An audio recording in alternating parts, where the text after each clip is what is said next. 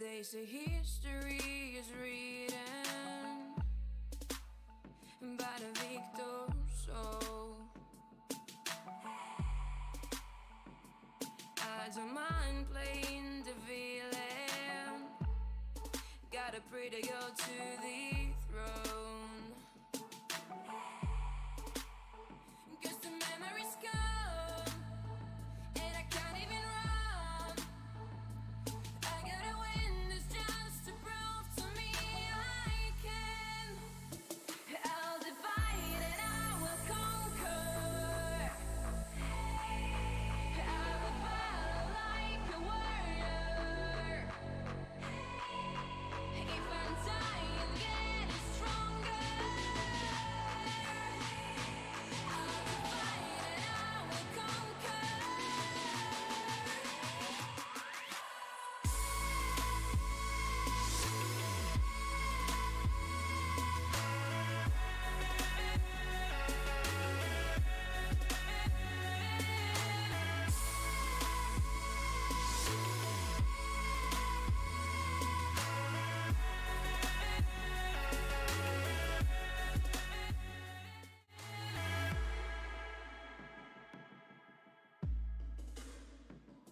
You're like all I ever wanted,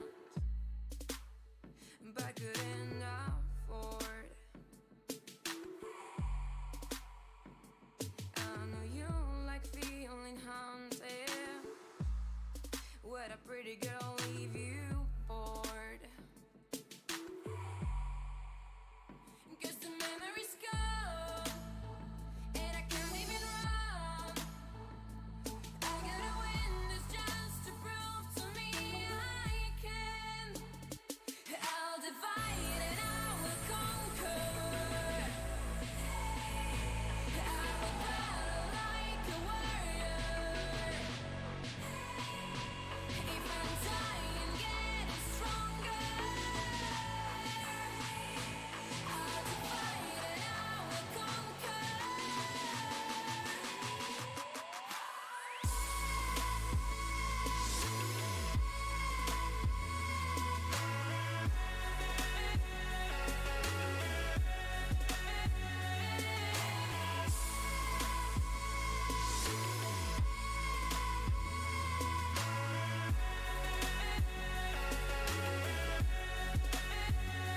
I'll divide and I will conquer. I will battle like a warrior. If I'm dying, getting stronger. I'll divide and I will conquer.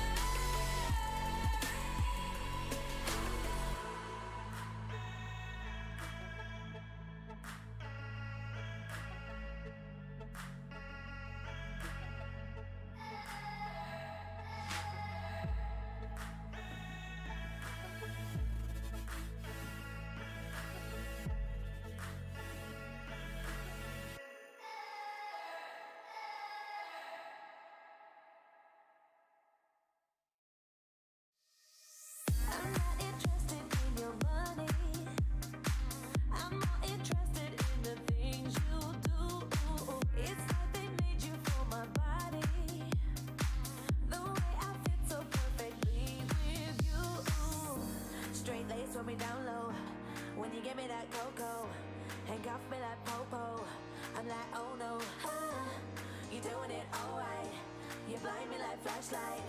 You sexy like all night, all night. Boy, you're so wavy, wavy. And I'm standing here like, take me home. Boy, you're so wavy, wavy. And I'm standing here like, take me home. Take me home, home, home, home, home, home, home, home, home, home, home, home.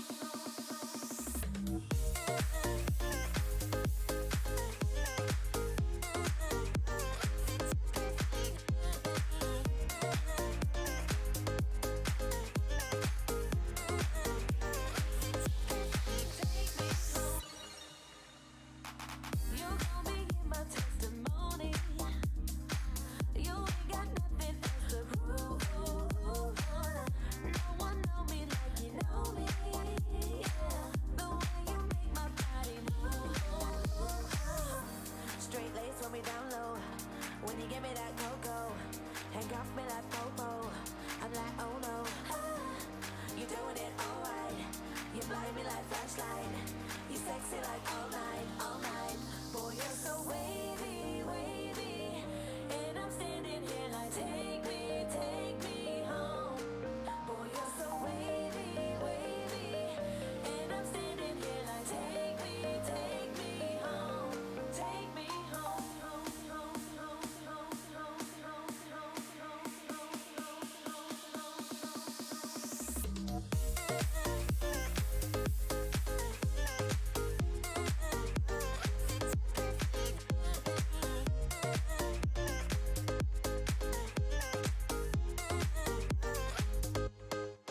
boy, you're so wavy, wavy.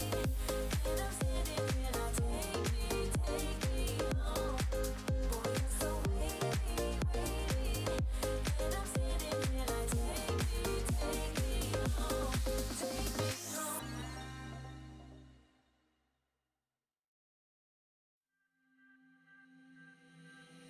We all wanna be a little stronger.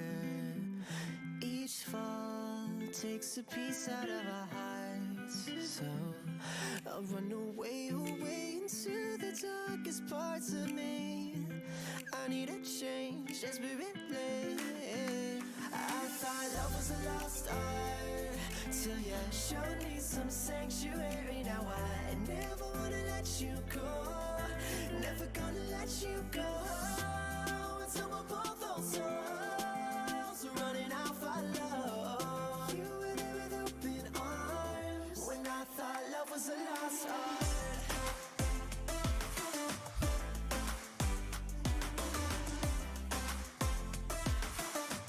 When I thought love was a lost art.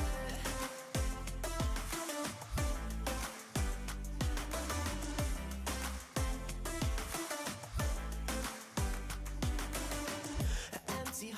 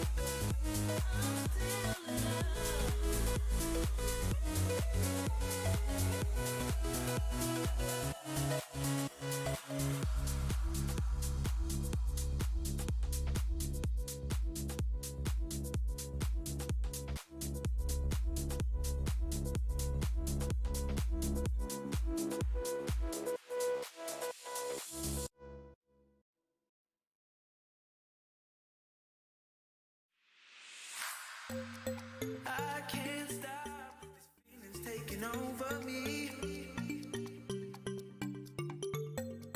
I can't stop. This feeling's taking over me.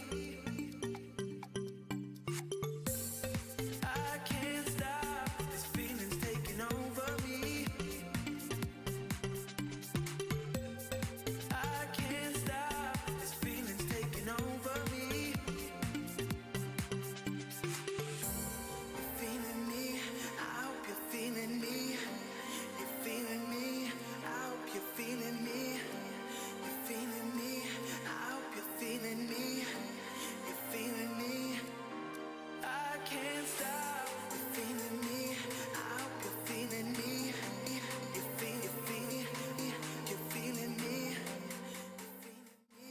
I hope you're feeling me. You're feeling. I can't stop.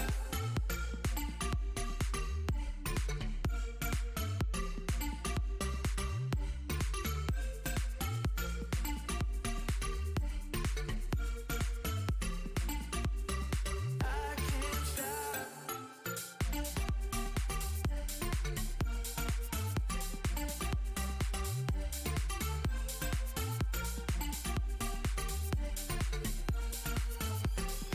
I can't stop.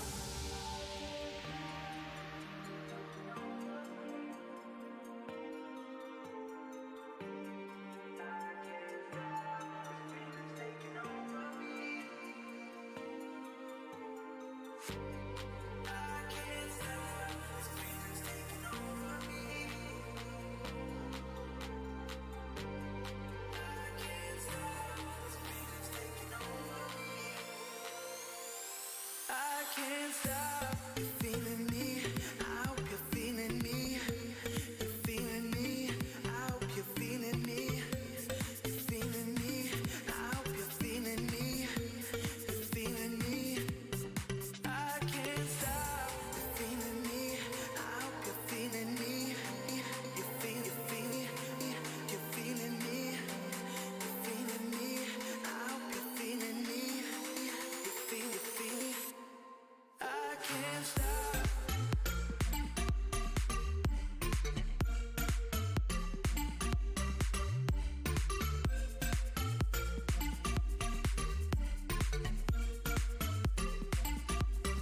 I can't stop.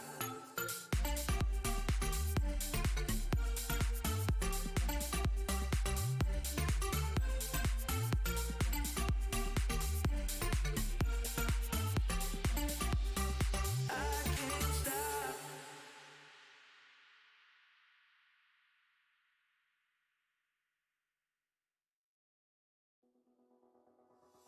Say what you want, say what you want, say what you want. Say what you want, say what you want, say what you want. Say what you want, say what you want, say what you want. Say what you want, say what you want, say what you want. Who's gonna save me? Who's gonna save me? Who's gonna save me? Who's gonna save me?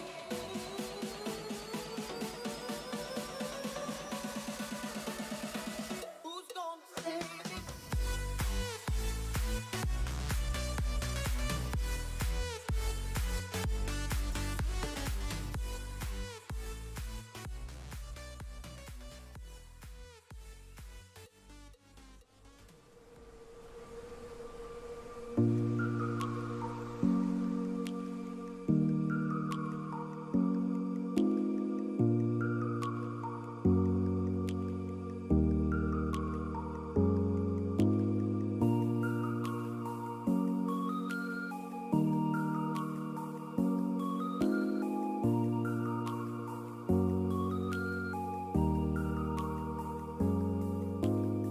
Speaking of making the work, it's great. Finally making some inroads here on behalf of. So it gets in the back. Shadows.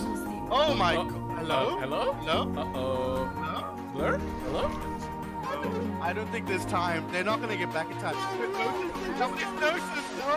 33% to a bomb, but BG are sitting with 3 ultimates, 4 ultimates of their own. This next fight. They can follow up a little bit of aggression. Oh, this perspective could be used. I think this is everybody. He does! The anti-nade came through, and as much as we saw, man, this is dirty.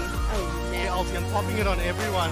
The long spawns in overtime. Wow. Actually. It looks like look at kill up talks. Oh my god! With the triple with that piece of different. Finally coming out. Sevren try and take up the different. Let's get it! Oh, here's a tip! All right, everybody, and welcome to the Pride Cup 2020, the first iteration of the Pride Cup. But if you're familiar with the Talent Cup, you kind of have a good sense of how it all works out. Before we get into any of that, of course, we have to produce our cast, so we're going to be running you through much of the tournament, not all of the tournament. You know, we're going to be taking breaks here and there, so don't worry about us burning out. And you'll get to see some beautiful different faces as well. But it's going to be myself, Sun Phoenix, along with Blur ZA. Welcome, Blur. Hello, hello. Very excited to be casting this game tonight. Yeah, absolutely. And like I said, we will be taking you through much of the tournament. And speaking of the tournament, before we jump into the specifics of this match tonight, Blur, why don't you tell us a little bit about the Pride Cup and how it's going to be working out? Okay, so the Pride Cup is obviously the culmination of this month's efforts to celebrate Pride Month, which has been the streamer spotlights and the various initiatives we've had going through the month. Which have largely been run by Peach and Emily, Space Panda, Emily, for those of you who know her personally, who obviously isn't on stream. Peach is obviously producing for us. And it works very similarly to how the Talent Cups work. All the teams are balanced around a kind of like Group SR, which is the amalgamation of how all the players that have joined into the Cup. And, you know, it's around 2.8k. So all these teams are around 2.8k between 2,850 and 2,750 around there. There's not really any big variations, but it means that on teams that you have the top players in South Africa, the players that are coming from 80k, from 2CP, that are sitting at like the high masters, GM levels, they're going to be being paired with some people who are really, really unexperienced, people that are really new to the scene, that maybe haven't even played in teams before, that will be 1-6, 1-7, you know, pushing the bronzes and silvers into those sides. And for the players that are around 2.8, the players that are around that midway point, they'll probably be around players for the most part that are around their SR. So it's a kind of clash of, you know, the really good players, the really new players, and, you know, the kind of salt of the earth, you know, the general level of our community. Salt of the I'm not sure that's quite the right way to phrase it, but it's the players that, you know, are the bread and butter of our community. They're the players that are in the teams that are pushing into the elite division of 80k or at the top of that challenger division. But they are like our general players, and there will be around players that are like more or less around their SR. Maybe there's a 3-2 and maybe there's a 2-6 here and there, but like they're more or less around that. So you're gonna be seeing a clash between, like, you know, very one role heavy teams versus very, you know, all around balanced. And historically we've seen a bit of, you know, both of those kind of ideologies being successful. In the last Talent Cup, we saw like Luke and Condi's team, which was very stacked in terms of the tanks they had, or the DPS they had, succeed very well. But the year before, when it was Alt F4, it was a team that was very much, you know, 2.8 to 3.3, which was around I think that one was around 3.1, 3.2 average. But yeah, so looking at this today, we actually have one of these games right up, but that's going to be what we kind of see from this tournament. We have a group stage coming up. There's 2 groups of 5 teams, and those will lead into a semi-final, final stage. So the top 2 groups of each, top 2 teams of each group will go through to that stage. Yeah. So in general, we're going to be seeing a lot of mixed up stuff here. Some, you know, teams with great standout performers on it, mixed with some, you know, lesser known talents, like you said, and of course some teams with a pretty good balance. And in fact, in this game this evening, we've got, you know, a pretty good showing of that. We've got one team who is quite well balanced in terms of SR, and remember, we are just using SR for the purposes of seeding these teams. It's not the best. I mean, it's the best way we could think of, and it's not perfect, but it gives us interesting matches. And Talent Cup last year and the year before proved that it you know, it works out. There's at least, we haven't had a situation where one team is clearly so much better than the rest. So it should be quite an interesting tournament, like you say. But moving on to tonight's game, we have two teams coming up here. We've got Sevren 11 and we have Aang Gang. So these two teams, from the names, you have no idea who these teams are now. So we will run through the roster and we'll start with Sevren 11. In case you couldn't do the math yourself, it does have Sevren on it. So that is going to be... Oh, sorry, let me get my sheet here. It's going to be Babs and Darkstar on the tanks, of course, well known from the Leiden squad. It's going to be Mito and, of course, the namesake of the team, Sevren, running on their DPS, well known as well from Snorlax Gaming, ADG Snorlax, as of next leg for the ATK Cup.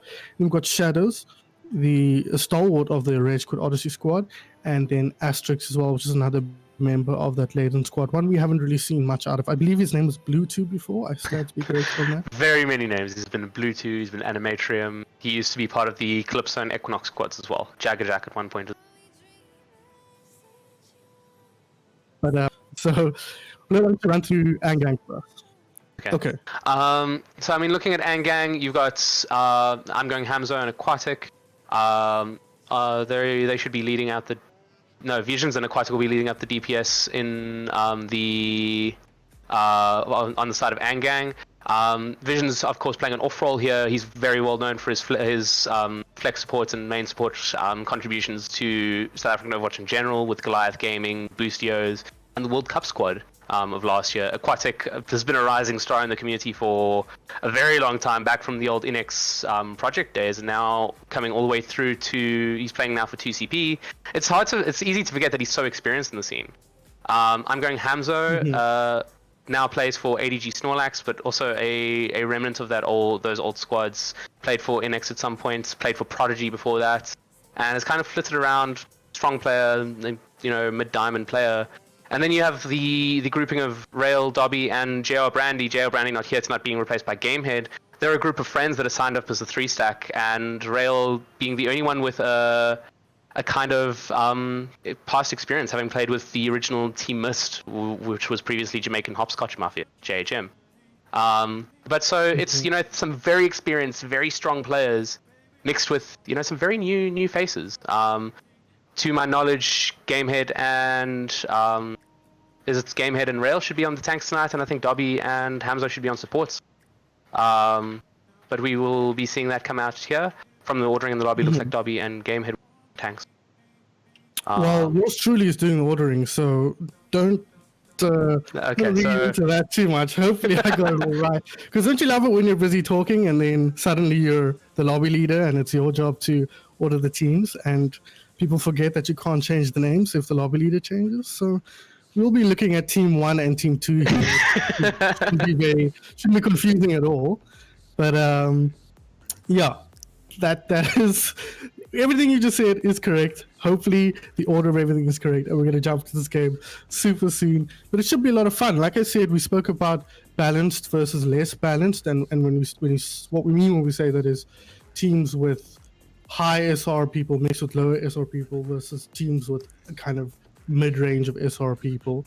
And looking at Team 1, so 7-11 in this case, that's one of those teams with a pretty mid-range, well-balanced roster compared to Team 2, which is Aang Gang, which is a more top-heavy lineup with Visions and Aquatic, mixed with some players we don't know nearly as well. Yeah, and I think that's going to be it's a clash of styles, a clash of, can the absolute powerhouses on the side of Aang Gang be impactful, or will it be the overall balance which will take priority? Looking into the first map going into this series, though, it looks like we're getting a Lijiang Tower, 7-11 having first map pick, and Lijiang Tower is one of those maps that's going to be a very stylistically all over the place map. You can do all sorts of things on Lijiang Tower. You've got the control center, which is very brawl intensive. You've got the Gardens, which is very dive intensive, and you have Night Market, which can be, anything you really want to run, depending on how you run it, should be able to work there. So looking at that, you're going to be seeing whether or not the experience of these Aang Gang players, the experience of the top players there, can really show, or if it's going to be, the relative consistency of 7-Eleven. Can they be able to run? Will they be able to run strategies at a similar level to one another? Will they be able to run consistent and regular performances there? That's going to be the kind of clash here. And going forward here, it should be a really, really interesting, introduction to this series. It should be an introduction, a very interesting introduction to the whole tournament, actually. So, looking forward to see how these two teams match up. We are jumping into Lijiang Tower, like you mentioned, and it looks like our first point is going to be server. So, or what do you call this point? Control center. Control center, because it's got a section on it called server. So, this is quite a brawl favorite map, you'd have to think, Blur. Yeah, looking at this map, lots of very tight corridors, hard corners, very few long sightlines. So you're going to be expecting to see a lot of brawl here, which generally means that tanks have a lot of capacity to be very impactful here. Looking at the side of Aang, you're looking at a tank lineup that's, they're less experienced players here. Whereas on the side of 7-Eleven, or on the side, 7-Eleven, you're looking at the tanks maybe being a little bit more consistent with the rest of their team there. So will we be able to see Visions and Aquatic on this Junkrat and McCree really carry here? That's remains to be seen. But on this map, definitely we're gonna see, maybe it's gonna fall very much to how impactful can they be with minimal time to really react when the teams are coming in quite aggressively. Absolutely. So teams coming out here. We see the Hanzo here for Colby Ninja. Both teams running the Junkrat, like you mentioned. Ryan Zarya for both teams as well. So you look to favor the team with the more experienced Ryan Zarya. We've seen Darkstar though coming out on the main tanker, not a role he's usually known for. But we do see Hilarious. One of them is Mito, one of them is Sevren. I don't know which is which just yet. So we're gonna fly by the seat of our pants here. And speaking of which, Gamehead flying by the seat of his pants all the way back to spawn as he is taken down. And after that, it's a pretty easy cleanup for the 7-Eleven squad here as they look to secure themselves the first point on control center. And already in this match, you're seeing a situation where Aquatic's going on a very big flank there. Vision's doing a lot of damage, but they're having to put themselves in very dangerous positions to actually be impactful in the early stage of this game. And if they can't get that impact, you see Darkstar, Babs cleaning up very, very quickly and very early. Speaking of very quick, that was a quick ulti coming out of Hilarious, but he doesn't find anything with it. Nice job from Aang actually dodging that one out. We see Aquatic on the trace here, putting the pressure on, but the Shadow goes down and they do secure themselves the kill onto Hilarious, but the crackback is aggressive and worrying there as 7-Eleven pick up a quick 4K. It's just Aquatic left on the point, but he did manage to flip it, so this isn't a waste of time. It's actually getting them a little bit of percentage point, all the way up to 12%, but unfortunately, this is going to get flipped back, and Aang, we're going to have to reapproach this one. Yeah, it's a little bit of a lack of awareness there from the side of 7-Eleven to give up the point when they were really in control of that fight for most of it. Vision's coming out very early with that Riptide, not managing to find anything but Babs' bubble, and coming into this fight now, lots and lots of ults on the side of 7-Eleven going to be quite impactful. If I had to guess, I would say Colby Ginja is Sevren and Hilarious is Mito as he finds a triple kill. That wasn't very funny if you're an Aang fan, but the Shadow comes in the opposite way. It's a huge one, but the charge from Gamehead, all he finds with that one is the sweet taste of the metallic wall, and it's not going to help his team win that team fight. Perhaps a bit of an overcommitment, but 7-Eleven holding firm here. Yeah, and you're seeing Visions and Aquatic really, really struggling to find an impact in this round. Although, Gamehead, Dobby aren't really playing badly. Landing a huge shatter there did Gamehead, but, it's really, really difficult for them in this situation. They're getting really pressed to their doors, pressed into very difficult positions here. Speaking of which, pressed against the doors, that is a combination we've seen quite often in the South African scene, the Graviton Surge and the Dragon Strike, and that's going to make short work of Aang here. 7-Eleven all the way up to 90%. Are they even going to be able to touch back in here on the side of Aang? And it's really unfortunate here. You're seeing that they're getting super, super split up very early into fights, but 7-Eleven playing very close together, playing a very compact, very consistent lineup. Ooh. Hammered down, interrupted there. Nice work from Gamehead, but they don't end up touching. I think that was a fight they might have been able to win if they could have drawn the game out a little bit more, but unfortunately, 7-Eleven going to keep Aang from touching the point and secure themselves control center. And that's really, really good team play from 7-11. You can see you've got the Brigitte tracking the Tracer, you've got the Junkrat tracking the flanks as well. But the rest of the team is playing very clustered together, and even those two that are tracking flanks are playing really in a position that the resources of their team can really assist them. On the side of Aang, however, you're seeing Visions that are quite getting into very, very extended positions that are really difficult for their team to support them in, and getting into positions that are like possibly not really benefiting their macro a lot. Coming into this round here, we're going to see can the more open space here lend itself to aquatic Visions getting a little bit more impact, or will we see Darkstar, Babs, and co really keep pressing this team really hard? We'll have to wait and see. Both teams here choosing to run that pharmacy, going to make use of that extra headroom that they have on this point. Visions on the Genji though, going to be facing up against the Hanzo from Colby Ginja. So we have to wait to see, which is slightly different compositions. Who's going to get more value here? A bit more aggressive play. Aquatic gets taken down, losing the 1v1 to Hilarious. I'm going to go ahead and assume that's Mito again. I don't have the facts, but just based on the play style, as Hilarious finds the follow-up onto I'm Going Hamzo. Not going to be able to help their team in this team fight. Is on the front line, Babs and Darkstar getting aggressive, going to clean up the rest of Aang Gang, and 7-11 once again going to get set up here on first point. Both teams running very unorthodox compositions here. The Ryan Zarya brawl with pharmacy here, and Aang opting for the Genji instead. Like they're really like leaning into these 1v1 duels. You know, Mito thinking he can take Aquatic in the Farah duel, which, you know, Mito, his SR might have dropped recently, but he's always been a prolific projectile DPS, winning the league last year with Goliath Gaming on it, in fact. So, you know, it's not exactly, there's no slouches in this team. Absolutely not, and their rail going down straight away. We just spoke about Mito and his prowess on the projectile heroes, and it's immediately paying dirt there. But Aquatic, he's his own god on the Farah, and he finds two in return. No healers left on the side of Aang Gang, but still the DPS of 7-11. Do they have enough in the tank to push back Aang Gang? And it looks like they do. They lost both their healers, but they still had enough to pull out the teamfight victory. Very unfortunate ultimate commitment there from Shadows on the side of 7-11. Getting knocked out of his coalescence practically directly after using it.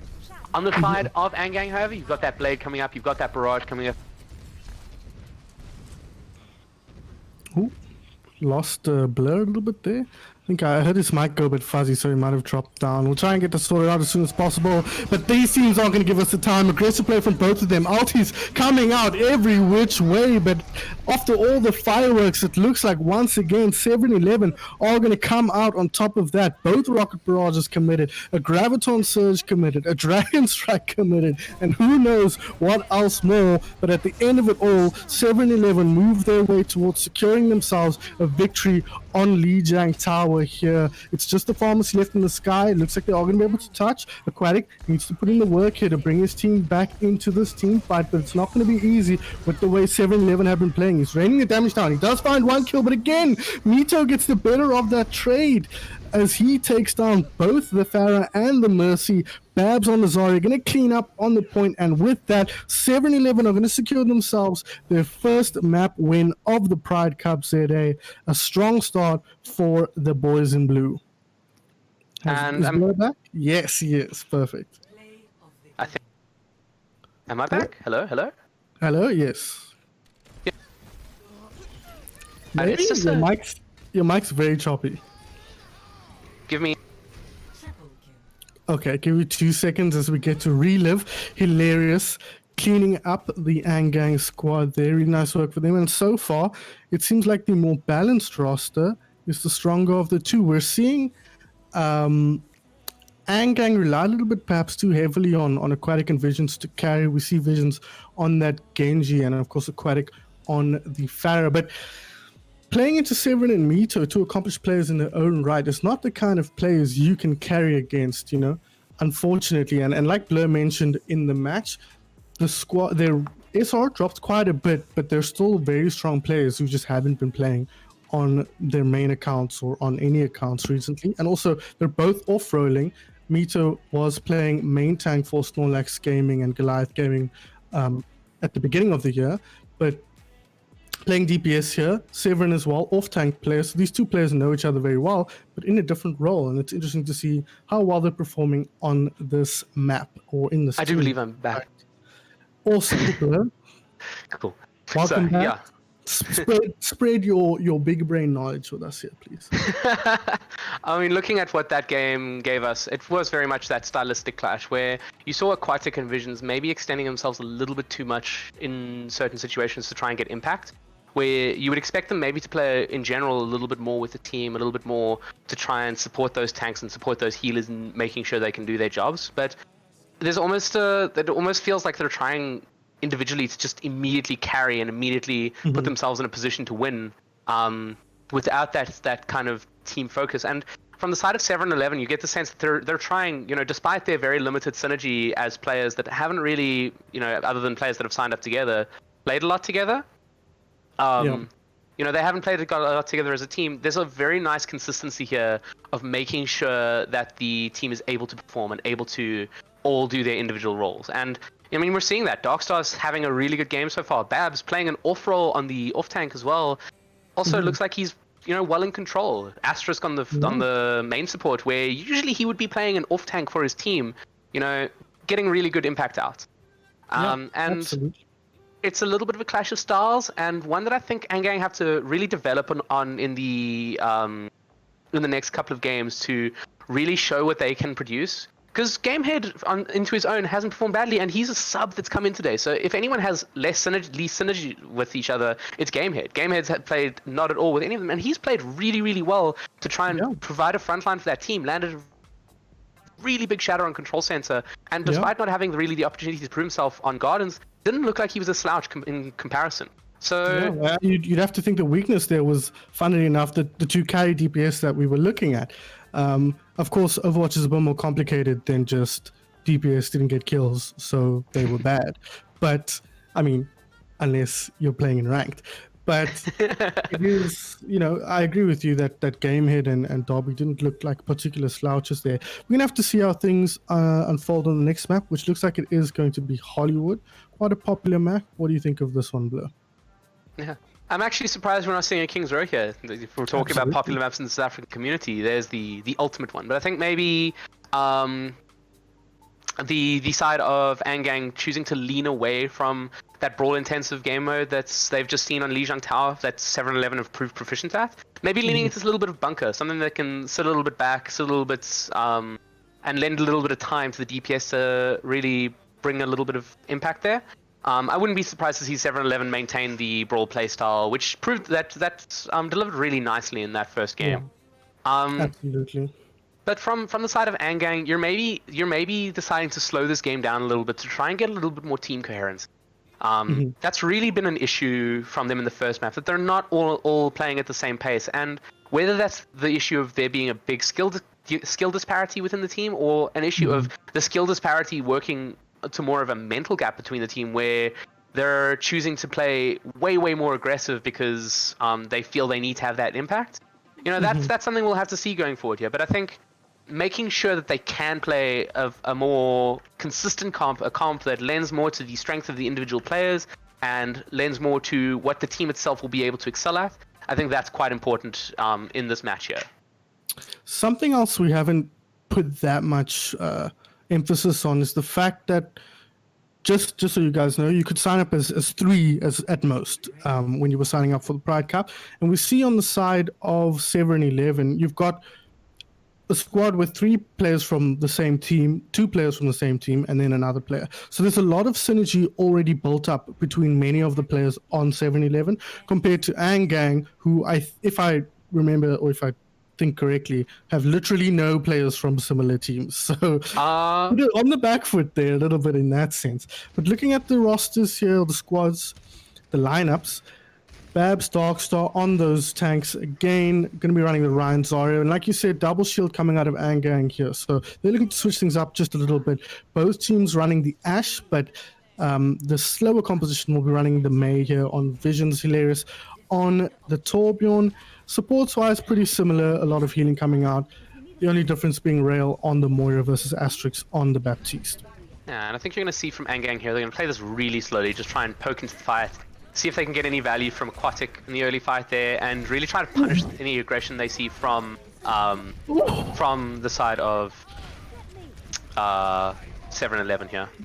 Hilarious. Playing with fire there, almost gets his head taken off by Aquatic. Now, Aquatic is well known for his DPS prowess. In fact, his hit scan is one of the best in the country, and he's showing off here. Find himself a nice flanking angle to pick off another. Vision's going to follow up a few kills, but really, it was the tanks on the front line securing this one for Aang as they push on through. It's just I'm going Hamza, or all the Shadows left on the point, and they will make quick work of him and secure themselves the first point cap here. And that's exactly the type of play style that I think Aang are going to want to play in. Things that don't just punish them for not being very like synergy intensive, things that don't punish them for not having played together a lot before. They're going to want to slow it down, play it super slowly, and try and punish the side of 7-11 when they start to come in. And as we saw there, Darkstar getting very, very isolated very early on, means that he's going to have to consider that May War when making decisions. And Aquatic absolutely cleaning up in that fight, a prodigious hit scan in his own right. Absolutely, and we see the hit scan dueling it out here. Oh, it's actually Sevren, I think. Again, I'm not 100% sure. I think it's Sevren who wins that one out there. Nice work from him, but they do trade out their off tank on the low ground. Darkstar swinging away on the Reinhardt here, looking to build that shatter up. He's almost there, but it's Colby Ginger on the high ground. Sevren, after taking out Aquatic, left with free reign and making good use of all the space he made for himself. Actually, also has to bring attention to Mito on this Torbjorn. Hilarious. I didn't think that the Torbjorn would be getting a lot of value in this composition, especially since the side of Aang don't have a lot of flanking threats, which is what Torbjorn would traditionally be strong against. But he's really making it work by putting quite a lot of pressure on the enemy backline and forcing a kind of split focus. But coming to this fight, you're maybe trying to see 7-11 just try and stabilize this fight, try and make sure that they can use these ultimates to constructive use. Oh, I mean, I don't know about constructive, but definitely a lot. Ulti's flying out here. The Molten Core dropped. The Bob dropped. Now Bob going the other way. Bongo was dropped as well, and it's now been taken out. Bob gonna meet his end as well. Darkstar just kind of shield up, trying to make sure. Oh, Shadow's dropping low. In fact, is taken down. So many kills going down, but it could be 7-11. But with that resurrection, might actually secure the tempo for Aang here. Can they find the kills on the tanks, on the low grounds? Colby Ginger taken out on the high ground once again. Aquatic getting the better of that trade, and he's going to find another follow-up kill onto Babs, and Aang going to get the cart moving here on second point. One of the defining parts of Hollywood Point 2 is this very oppressive high ground. There's a little canyon between that where the payload moves through, but functionally, if you're controlling this big high ground, you're giving yourselves a really good opportunity to win the second point. Ooh. And in the first fight, we saw Colby Ginger really take control of that. In the second fight, saw Aquatic, and neither team have the means to really contest it other than those two. Yeah, and that is a very important duel. This time won by Colby Ginger Sevren, but in fact it's on the low ground. It's his team losing the team fight rather. Darkstar gonna try and build that shadow up. Oh, look at the space. Aquatic just shooting away here, no pressure, and his Bob in fact gonna be the thing that cleans up the point, picks itself up a triple, and he's gonna pop a squat there on the high ground as well, showing off a little bit as he wins his another team fight. And I think that's, again, really good control of the high ground that really wins them that fight. The lack of challenge on there is really, really detrimental to 7-11 being able to challenge the carts in general. And because the side of Aang are playing so slow, they just have to slow the fight down long enough for Aquatic to get value. And that's exactly what they do. They're leaning on this incredible player who's able to very consistently throughout the fight by virtue of controlling that high ground. Oh, Graviton Surge here, pop nice and early by Babs on the point, gonna Molten Core, gonna golden out of there, and no kills actually coming out of that one. Not often you see that. Bongo now in the other direction as Aang look to close this one out, move their way forward, but no kills for either teams, just taking down the buildings. There we go, first kill comes out. Colby Ginger gonna pick up game here on the Orisa. He's brought back to life, but with visions going down, you'd have to think Aang are gonna back out here. Yeah, good calls from them. Just gonna back out over game here. He's still messing around here. I don't think he realizes his team isn't here anymore. Darkstar gonna try and move in aggressively and take advantage. Not too aggressively though. Nice discipline here from 7-11 as they look to hold firm. Yeah, and looking at the side of 7-Eleven here, you have to be complimenting their discipline and not pushing overly aggressively over the corner. But Dobby actually coming in with a huge shatter. Oh my lord, Ultimate's flying out there. Crab picks up 2 with the bar, but that was all set up by Dobby Shatters. The cart keeps moving forward. Are they going to have enough time to get back in here, Blur? I'm not so sure. I'm not even sure myself. I think this is a point where we're seeing Aang close out the map with 2.5 minutes left on the clock. And that's a really, really big time bank. That's a really big time bank, and a really, if you're on the side of 7-Eleven right now, you're sweating a little bit. You're worried about what that means. And looking forward to this next half, now, you're thinking, what do we change here? We have to be playing more aggressive into them for sure, because we're giving Aquatic specifically so much time to actually find those kills that he wants to be finding. We're giving him so much time to find those ultimates that he wants to be finding. Same with Visions. We're giving him so much time to zone out our tanks and really punish us for our own misplays. So we have to shake this up and really produce something that punishes them as a team for what they're trying to do.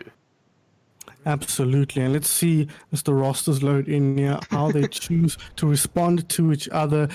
More of the same here for both teams, but Colby Ginja, which is Sevren, I believe, on that Genji instead. Hilarious on the Hanzo, so not choosing to run the Ashe in the other direction this time. Going to lean on their ultimates a little bit more heavily. They're running the 2xS Classic here with double main tank squad. Who coaches this team? Oh no! I mean, we're looking for something different to really punish the mistakes that which Aang would be making with this comp, and I suppose this is how you punish it. You run something that they will not be expecting at all. I'm not sure I agree with it. I'm not sure it's the comp I would run. You don't like the Peach special? You're not a huge fan? Peach special, yeah. Should we get Peach on? Can we get Peach in voice to Can you break this one down?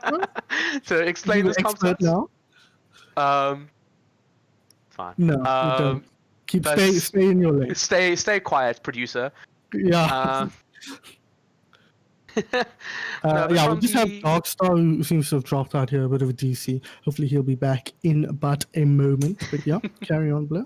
From the side of 7-Eleven, I'm not sure this is the comp we will be seeing them come out with. This is an attacking team. They could be debating us, but if they aren't, I'm expecting to see Babs putting so much pressure onto Aquatic to try and just make time for Hilarious and Colby Ginja to really start to grind out those ultimates and punish the ground force of Aang, which they didn't really. In many ways, it makes a bit of sense, right? You run. They've got a kind of split squad here. You sick the Genji and Winston on Aquatic, because I agree with you. He was the major issue there. Even if he wasn't getting kills, he was pulling so many resources and putting so much damage in during these team fights, controlling the high ground especially well, that it makes a lot of sense to put some energy into taking him down. And more importantly, preventing the res from coming out as well, because there was a lot of times on that first push that he actually lost the duel to Colby Ginja, and it was just brought back to life by I'm Going Ham. So because he was controlling the high ground, they couldn't stop the res, whereas the Shadows was under so much more pressure trying to get the res onto Colby Ginja. So it kind of makes a bit of sense if you think about it that way. Am I being too brain here, or is that? If we're working at like quite a direct, if we counter him this way, this will happen. Then yeah, that's they're thinking, okay, if we put a monkey on the high ground, the Ashe isn't going to be as effective, and that's probably true. And I think if you're looking at the level of this competition, you're thinking these teams don't have a lot of synergy. They don't have a lot of experience playing with each other and playing against certain strategies. And you're looking at this and expecting, you know what, we're going to individually dismantle the components of your team and try and win like that. And you'd say probably if you're looking at the side of 7-Eleven, that's probably what their thought process is if they're coming out with a comp like this. I mean, if you're looking at what would probably work in a more in that Reinhardt space, that brawl intensive kind of way of playing, you're probably thinking, okay, let's maybe run a Diva to contest that high ground and play a little bit consistently on the ground, because she synergizes quite nice with that Reinhardt. We play a Mei of our own to really give ourselves a little bit of time to stabilize and not take all that high ground damage when we and Darkstar, Darkstar's really good on that Diva, actually, to go back a step. So it is one of his heroes. And I mean, maybe when he comes back, we see that. I would say. Yeah, maybe when he comes back, we see that coming out, and we see them actually run more of a dive with a Genji and a Hanzo, which would make a little bit of would maybe a more consistent comp and more coherent comp. But I think if we see them stay on this, we're maybe seeing them as much as individual component dismantling of a team might work when there's not a lot of synergy. I think we're maybe seeing them stretch that kind of concept a bit far by playing the Genji and the Winston, and then the Hanzo. As well as the Ryan, Anna, Lucio, which will be playing very much together on the ground while the Hanzo looks for flanks and the Genji and the Winston dive. There's maybe a little bit too much going on a comp like this, and as much as you think maybe this is what we need to really dismantle them, it's also maybe this is going to work against what we're trying to do by just spreading us a little bit too thin on the ground. Whereas you look at the side of Aang, and they're playing a comp that is always going to be together. The one assets of that comp, you're going to be playing a 4-2 split the entire game. For the two tanks, Visions and Rail will be on the ground together, and Aquatic and Hamzo will be playing on a slight flank to try and pressure the enemy team. And they have a lot of damage mitigation. The Reinhardt shield and the Orisa shield are really, really going to be a difficult thing to play against. And here we have Darkstar joining back in. Thankfully. Won't have to scramble to find a sub mid-game for him. That would be a little bit awkward. So he's going to be rejoining, and we will get that question answered. Does he run the Diva here and they go all in on the dive, or are they going to run a very split composition with the Reinhardt that he was on before?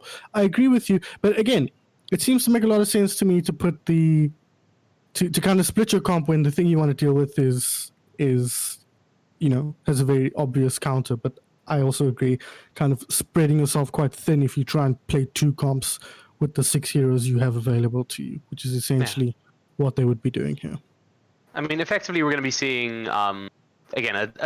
We talk about a clash of playstyle between a very disparate team in terms of SR and a very consistent team in terms of SR. But now we're going to be looking at a team that's very consistent in terms of compositional theory, and a team that's very disparate if they come out with that Ryan Winston. And that's something that's really worth considering here. Absolutely, yeah. On top of the layer of these teams don't play together a lot, their synergy might not all be there. And it's funny, the team weaker synergistically on paper is the one running the more stable composition. And as we talk about it, they instead just have the Genji. Ooh. Oh dear. That was a reflect kill, I presume. He finds another one. Colby Ginger flexing here a little bit as Aang had a really fast push, but it looks like 7-11 aren't going to stand for that as they get hyper aggressive now, courtesy of Asterix on that Lucio and that speed boost. And they're just going to try and clean up nice and earlier. Oh, Dobby gets a charge through but gets taken down. Colby Ginger. Moving on through here on this Genji, looking for another cheeky reflect kill, but he won't find it that time. But it doesn't matter. A 7-11 secure the quickest cap you'll ever see on First Point of Hollywood.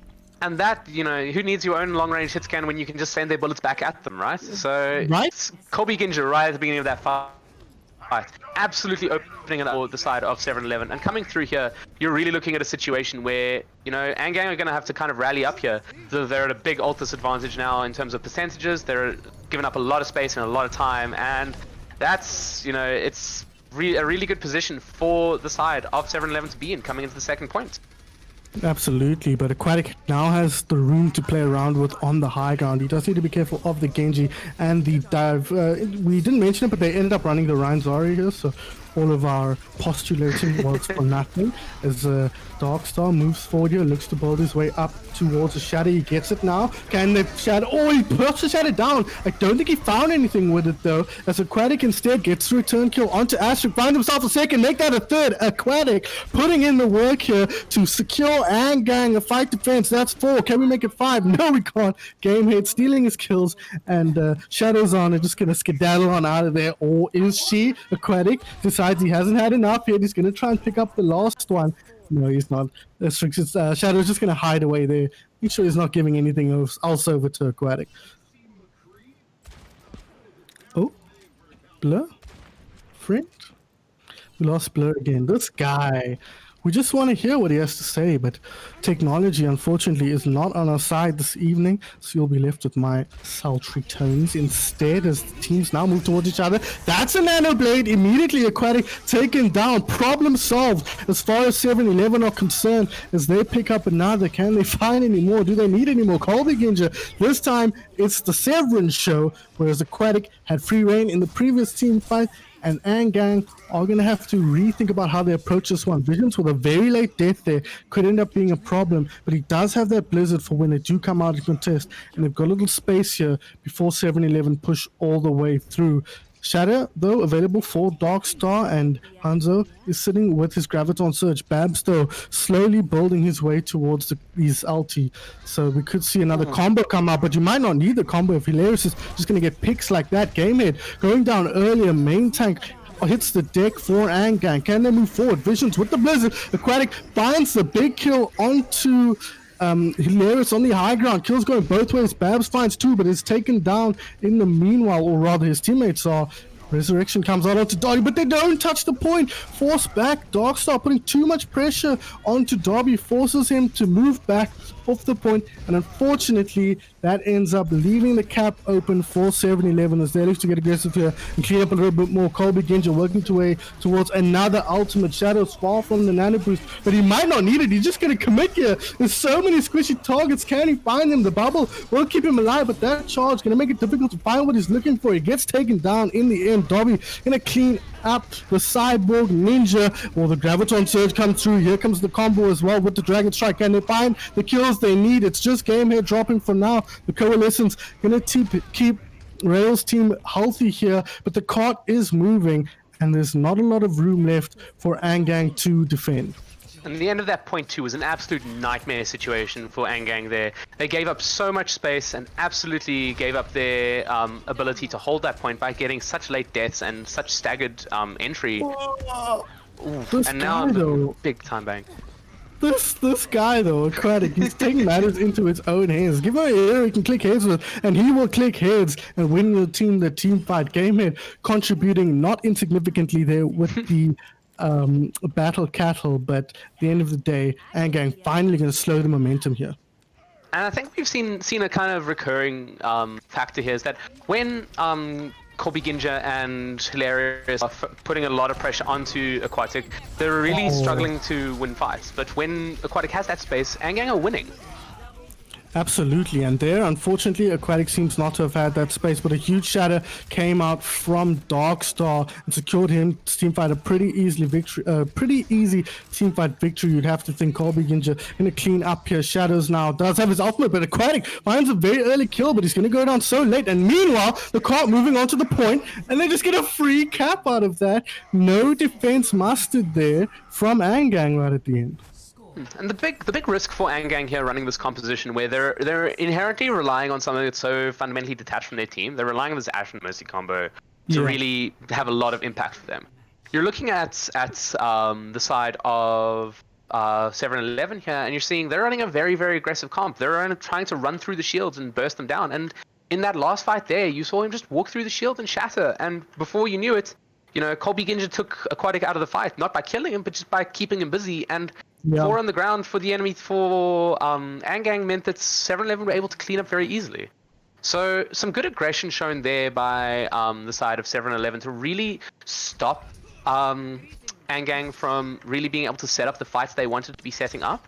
And going into this now overtime round, they actually managed a better time than Aang were able to manage in their first half. Not by much, it has to be said, only 18 seconds additionally, but 18 seconds can be the difference between a win and a loss. I mean, 1 second can be the difference between a win and a loss. So you'll take all the extra time you can get. Compositionally here, it's more of the same with a few exceptions. Hilarious, not going to be on the hunter this time. Instead, Mito looking to run the Junkrat. On the defense though, or rather on the attack, Aang going to be running their tried and tested composition. You can't argue with the results it's been getting so far. Oh no, and you just look at the position of this Junkrat here, and oh no, Mito, what are you doing? What was the plan? Now you're going into a fight where 7-Eleven now 1 down because their Junkrat decided to go on a solo spawn camp adventure, and that's not the situation you want to be in. I'm guessing that's not something you do in the 80k Overwatch tournament when there's a lot more on the line. But in Pride Cup, you just want to fix on your opponents just a tiny bit. And now they can move forward with the number advantage, but they're not getting any kills here. So that number advantage going to dwindle very quickly. Visions finds a kill, but the return goes main tank on main tank action here. Gamehead dropping low, taken down. Aquatic once again contributing heavily in the kill feed here. Finds another. I think that was 5 kills for the Ash player there. And it looks like Aang will be holding firm here again. And it's absolutely so surprising because while Aquatic was having such a hard, massive impact on the front line, Villain, was just left to tear apart the backline of Sevren 11. He killed both of their supports there and really opened up that fight for them, which, you don't want to be in that situation where you have no healing, because that was still a very, very winnable fight as the fight progressed. But they just ignored him. They just let him kill Shadows, and they just let him kill Asterisk thereafter, and that just put the team in such a bad position to actually take that fight. Coming through here, though, the Blade being online for the side of 7-Eleven could be a really massive factor to what they do here. Carry down, Colby Ginja takes matters into his own hand and now looks to get aggressive with his ultimate. He's not finding anything just yet, and he is getting taken down by Robo. That's a huge shatter. Darkstar comes in with the clutch. The Earth Shatter finds so many, and the follow-up is there as Rel gets taken down. Resurrection's coming in, and now it's Bobby's turn to get kills. He gets a double kill. No Nano Blade, if it was even in the pocket there. He takes down both the Ana and the Genji. The Blizzard comes down and ends his life, though. Hilarious has switched onto that May. Visions, though, going to commit his own Blizzard instead. And it looks like Aang, after a very explosive team fight, they're going to keep the momentum going and push their way through towards the second point. And so many ults there. Blade used, both May Freezers used. Aang themselves actually using 5 ultimates in that fight, and coming into this last fight, or this next fight now, you're expecting the Valkyrie and the Earth Shatter should be enough. The Valkyrie, the Earth Shatter, and the Grav should be enough for 7-Eleven to be able to clean this fight up. Absolutely, Nano Boost as well, almost ready to go here from Shadow. So gonna be a difficult fight for Aang to win. Cut off Darkstar, but he finds a Shadow. He finds 2, but the follow-up isn't quite there. Actually, it is. Hilarious works his way around, and that anti-heal gonna make it quite easy for them to get the cleanup. And nothing easier than a Graviton Surge when it comes to cleanup, as Babs commits the ulti there in the hopes of stopping the momentum that Aang is pushing here. It's 4v3 on the point at the moment. It's just Rail going down there. That's going to seal the deal for 7-Eleven as they hold in the middle of second point here. But Aang can be happy with that attack, you'd have to think, Blur. Yeah, I think from 2 minutes you're very happy to have gotten that far on the map. I think considering the rhythm of this game, though, you're not sure it gets you the win just yet. You have to be able to play this defense and play it well. And I think both teams need to learn that it's time to stop trying to solo spawn camp your enemy. As we saw in both both of the last attacks here, or both of the last defensives here, Aquatic went down immediately at the beginning of their defense, and Mito went down at the beginning of theirs, and it was just a situation you don't want to be finding yourself in at the beginning of these games. So coming forward here, you're going to see that, I think from the side of 7-Eleven, you think that you can probably still win this game, especially because the side of Aang have been quite reticent to run a defensive ult because they want to commit those resources to Aquatic getting kills. I think you're looking at a situation whereby you're expecting them to keep that Mercy, and they're not going to be running a Zen or a Lucio, so that Blade is always going to get value. So 2 minutes 18, you can get a couple of Blades in that time, and especially if you're getting a nice long card push, you definitely can see that ult having some impact, the Grav having some impact. It's something that could really, really be impactful going forward here, and something that you want to be aware of. But, from the side of Aang, they have a really consistent comp. They have lots of high-value ults on that side, and lots of high-value ults that could stall out a cart or win out a last fight. So, for them, they've got the win condition. They know what they need to do. It's just a matter of executing.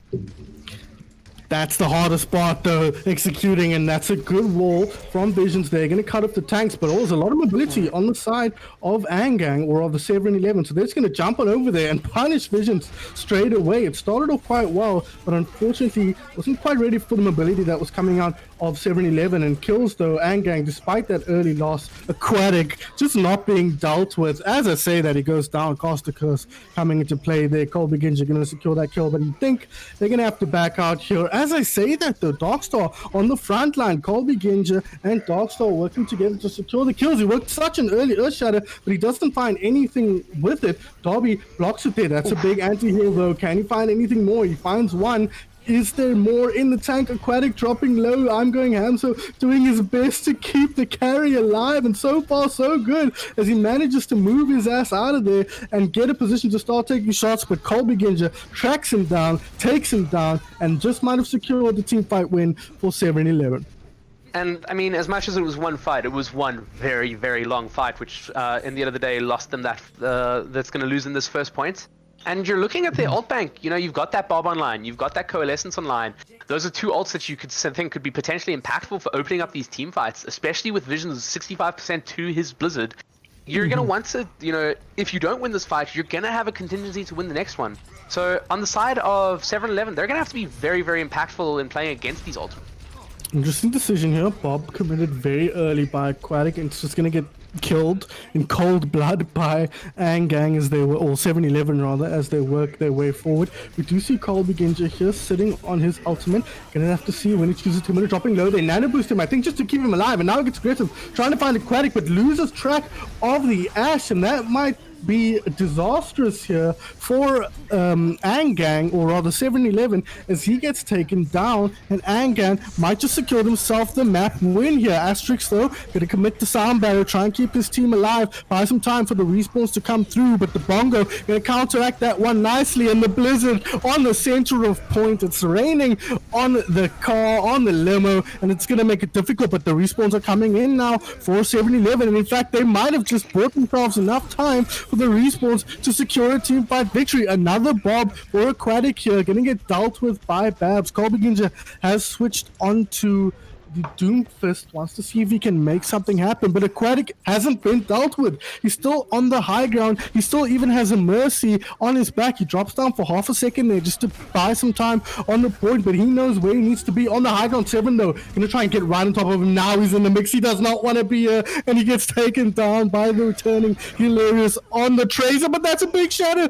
Visions picks up and Aang secure themselves the team fight victory and a map win on Hollywood.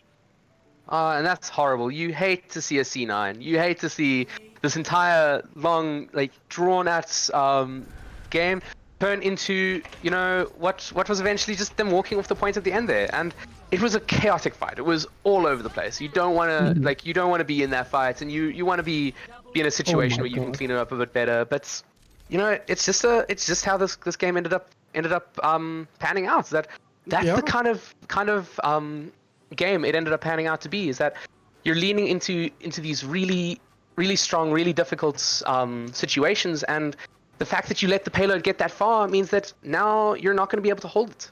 And really, really good ultimate usage from the side of Aang there, stacking them up and use them as that team tried to come in and just shutting them down before they can really, you know, achieve anything with their engagement.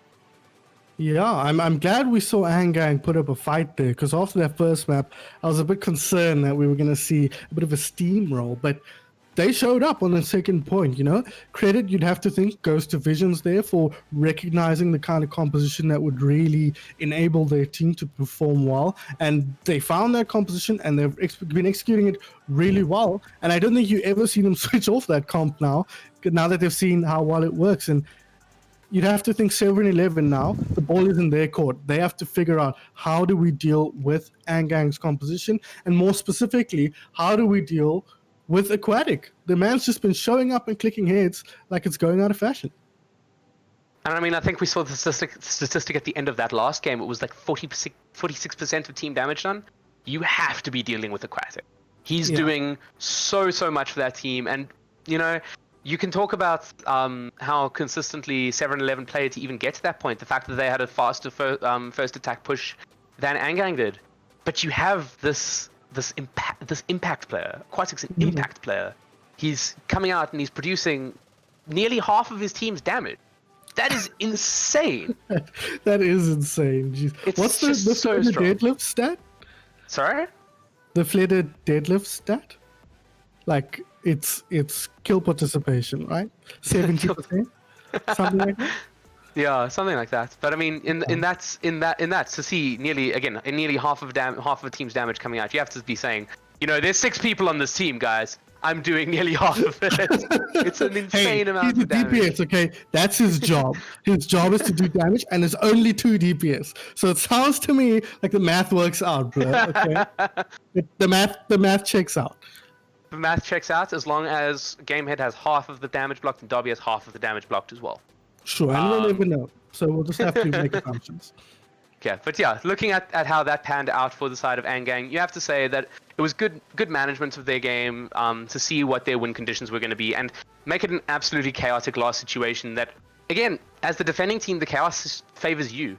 You're the one, you have to waste 7-Eleven's time there. You have to diminish what they can achieve with the resources that they have. And that's exactly what they did.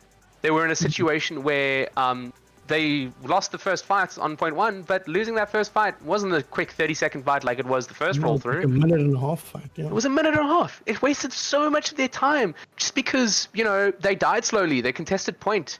There was enough time for Visions to get back into the fight. And looking at Dorado here, it's another payload, another situation where you're going to see lots of high grounds, lots of people coming in from different directions that might be this chaotic influence that could really slow down the fights and put 7-Eleven in very similar positions going forward.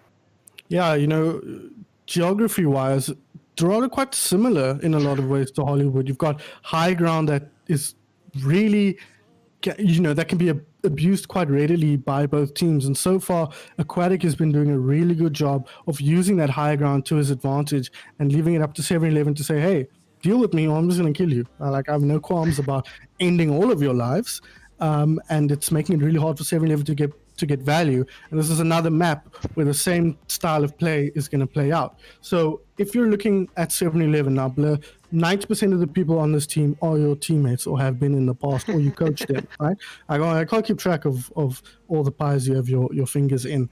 But what are you telling 7-Eleven here based on what you saw on the first 2 maps?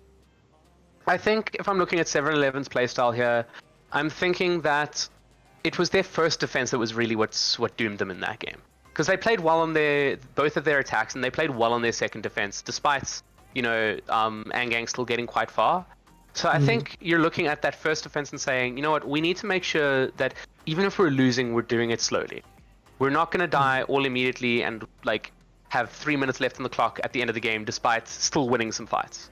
We want to make sure that if we're losing, we're doing it slowly enough that we diminish their time bank tremendously. And if we're winning, we're doing it fast enough that we're giving ourselves a good chance of going forward. And we have to be focusing down Aquatic.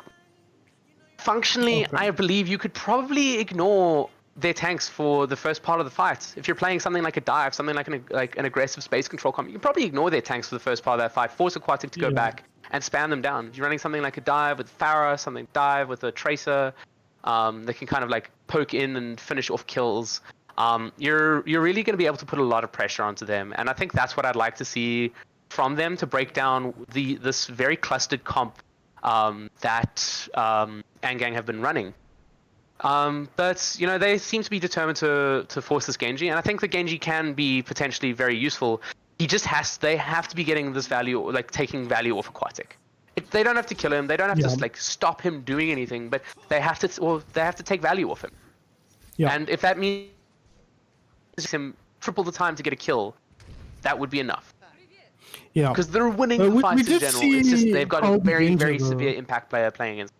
And looking at this game here, we're going to be seeing Aang coming out with the same kind of comp on the attack here, which is surprising considering how dive intensive Dorado is generally. And then on the side of 7-Eleven, they're coming out with a brawl, which again, it's very surprising. So that kind of control is going to be very much in question again. Yeah, absolutely. Aang though, Vision's going to be putting that May wall up, making sure that 7-Eleven don't quite have the space they'd like to work with. Colby Genji this time, once again on the Genji, going to make sure that he can put pressure on Aquatic. Aquatic is taking a nap at the moment. Not sure that there he is. Look at him. Take him down. Dealt with.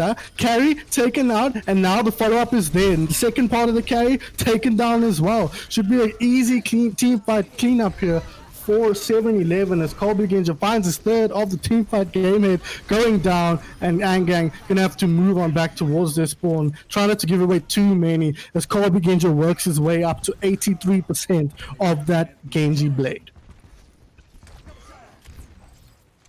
Ooh, Blur? This guy, he just wants He just wants the people to hear me talk non-stop. Like I said, Genji up to 87% now on that blade. Dobby, though, has done a good job working towards his own ultimate. Can he find anything? Can he find any value with that against the kind of composition that they're running on the side of 7-Eleven? You should think he should be able to, especially since there's only one shield. Moving forward now, that anti-heal onto Visions, dropping him low. He uses the block to keep himself alive. The Genji blade is up and ready to go now. Asterix not quite on the nano boost though, so we'll have to see if they wait for that. The shatter comes down. How many does it find? It does find one, but both main tanks getting traded out there. Visions taking Darkstar down as Dobby hits the deck at the same time. Hilarious though, he's so close to the Blizzard. Does he choose to commit it here? So far, not choosing to do so. It's Aang now. Suddenly, an explosion of kills as they clean the team fight up nicely and push their way past the fountain. Blur? Blur, have you returned?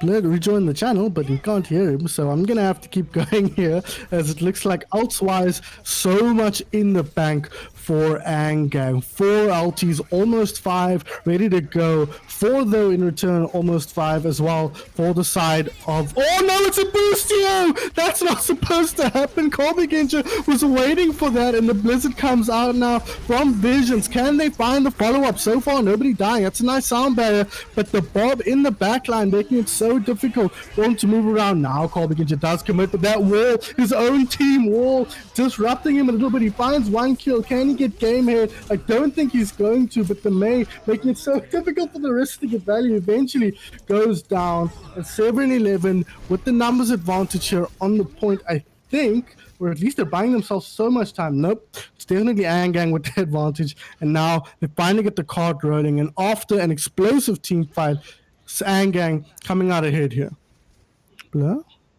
Blur? I do believe I'm back now. There we go. Yes, we can Coming out in that first fight there, you saw a lot of really good work coming out from the side of... Cool. Blur is very laggy. Sorry guys, we'll try and get this sorted out as soon as we can. The Graviton Surge comes down here. Babs not able to find the follow-up though. Visions gets the kill, but finally Darkstar swinging away in the mix there. Finally gets a couple of kills, and looks like the kills going in both directions here. Darkstar dropping low, but not taken down. Good work from the healers to keep him healthy in this team fight, and now we can move forward and start swinging. But Visions on that May, making it difficult for him to get any value, but that anti-heal gonna make it difficult for his opposition to get any value. But eventually the team fight drags on long enough. His supports get taken down or put under pressure, and Darkstar gonna hit the deck here. Cart now rolling on forward once again for Aang. Yeah. Still not with us. So it looks like I'm going to keep going here. Colby Genja taken down once again. The charge through the Blizzard doesn't find anything, but Aquatic now has a space to work with on this high ground. He's just kicking heads, taking people's lives away. This is violent, horrible to watch. The Earthshatter round the back finds a couple, but not contesting the point means they'll push on through. Aang, so far, their momentum hasn't been stopped at all.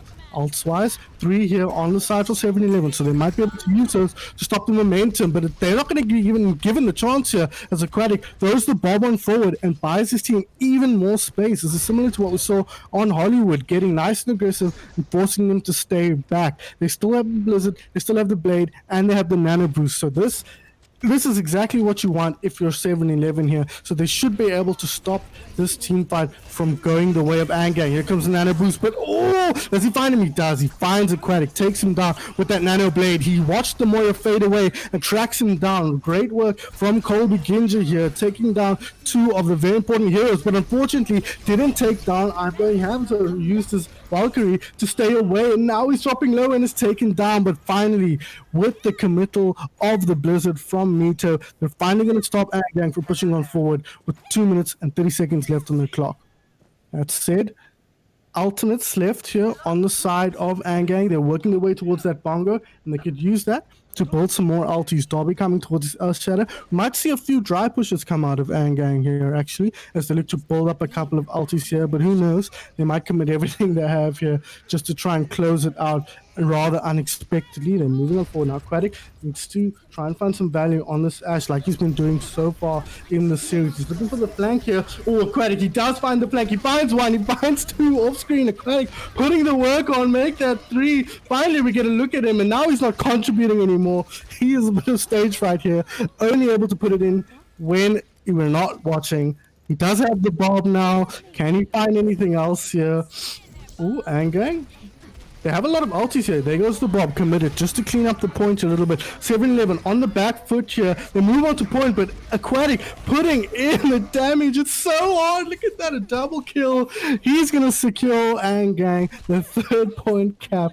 And at this point, it's the Aquatic show. Oh, really nice work.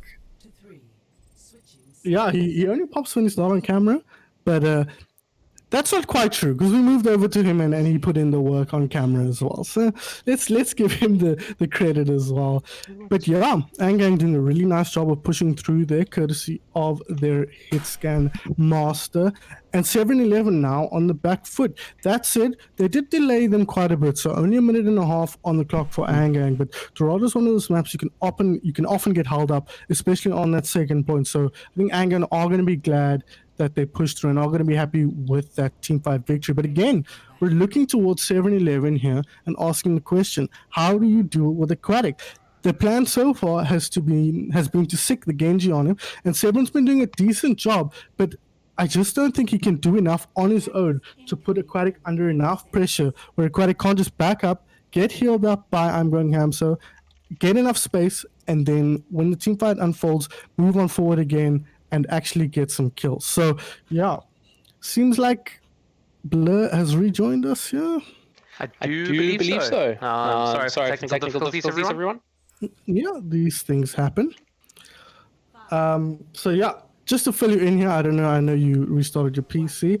Aang pushed on through, minute and a half left on the clock, and again, it was the Aquatic show. Sevren did his best to shut him down on that Genji and put in a few good team fights as well, but unfortunately, not quite enough to stop Aang from pushing through.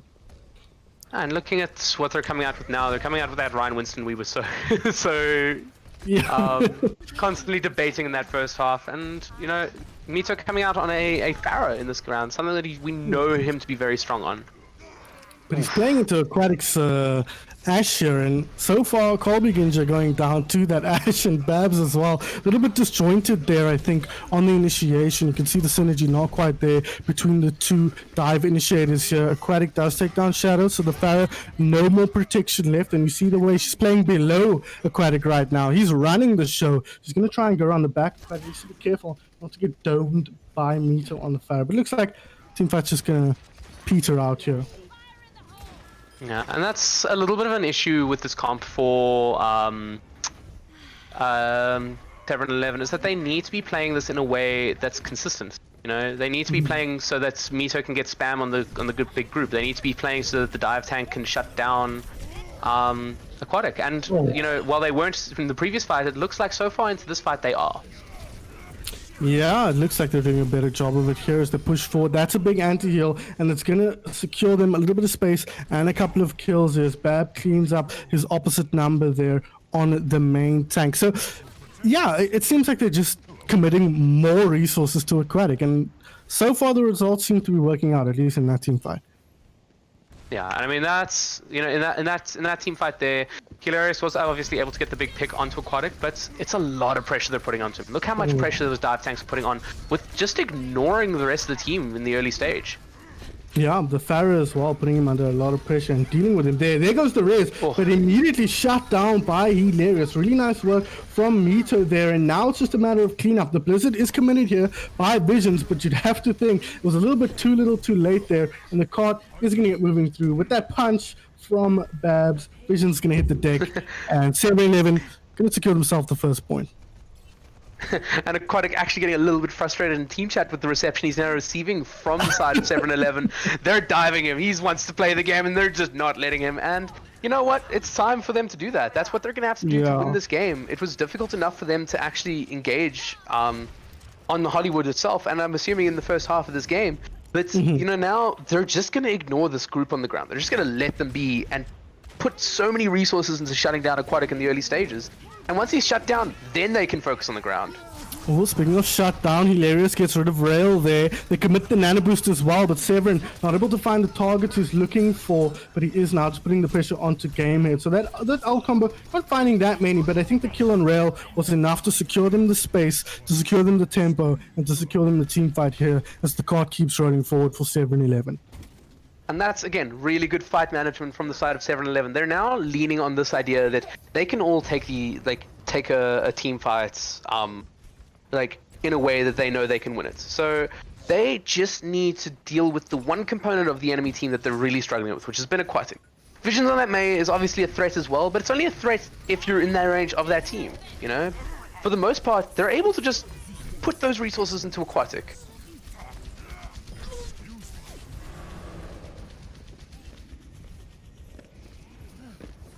Well, as we're going here in this fight, we're seeing the Bob and the bomb getting used from the alternate sides of I'm back. of the game. Muted. I'm sorry. I muted myself. Classic error. Hilarious picks up a couple of kills there. That was the team fight, and 7-11-1. Blur, carry on. Okay, well, looking at how this is going, again, we're seeing a lot of pressure being put onto Aquatic, and although there are picks coming in return for the side of Aang, they're really, really struggling to get into this fight in the same way they were when Aquatic was uncontested. This is really, really good work by the tanks of 7-11 to shut down Aquatic and give Hilarious the space to put down so much pressure onto the backline of Aang. Vision's committed his ulti there. I don't know about that one, but it does secure them the kill now on both tanks. Darkstar and Babs a little bit disconnected there, and Aquatic finds the kill onto the Diva, and Babs was taken down in that Blizzard. So I question the Blizzard committal, but they did end up winning the team fight, and Visions has now switched onto the Torbjorn. And looking at from the side of from 7-11 here, it's going to be a bit more difficult to engage this fight. There's a little bit of pathing issues that they're going to run into trying to push into Aquatic here, and because they're going to be having to push through the tank line of Aang to get there. Oh, Aquatic finds himself a pick there through the haze of enemy heroes and shields, and looks like the DPS now, Vision's adding his name to the ballot as he picks up Babs as well. So teamfight not really even getting started for 7-11 this time. And this is what Aang need. They need to stop the momentum of 7-11 on this point. Yeah, and I think if you're looking at the way this team fight has to evolve, Aang are playing in a way that's going to give them more time to get picks. Well, speaking of getting picks, committing the Genji Blade here, he finds a turret, finds a Torbjorn as well. Hilarious going to follow up with a kill onto Dobby, so it looks pretty good as far as starts go in team fights for 7-11. Can they get the follow-ups they need? Hilarious has the Barrier ulti. I don't think he's going to need to commit it here. He might use it to secure the team fight victory, as we see Darkstar here in the backline. He knows what his job is. Get on top of that Ashe and that Mercy and make sure they can't get value, and it's been working out. He committed his ulti there to remake, and it might looks like he's actually going to get out of here. That's a really nice play from Darkstar. We spoke about it earlier, and I suggested this is one of his best heroes, and so far paying off for 7-11. Yeah, and I think this dive comp is really working very nicely into the strengths of...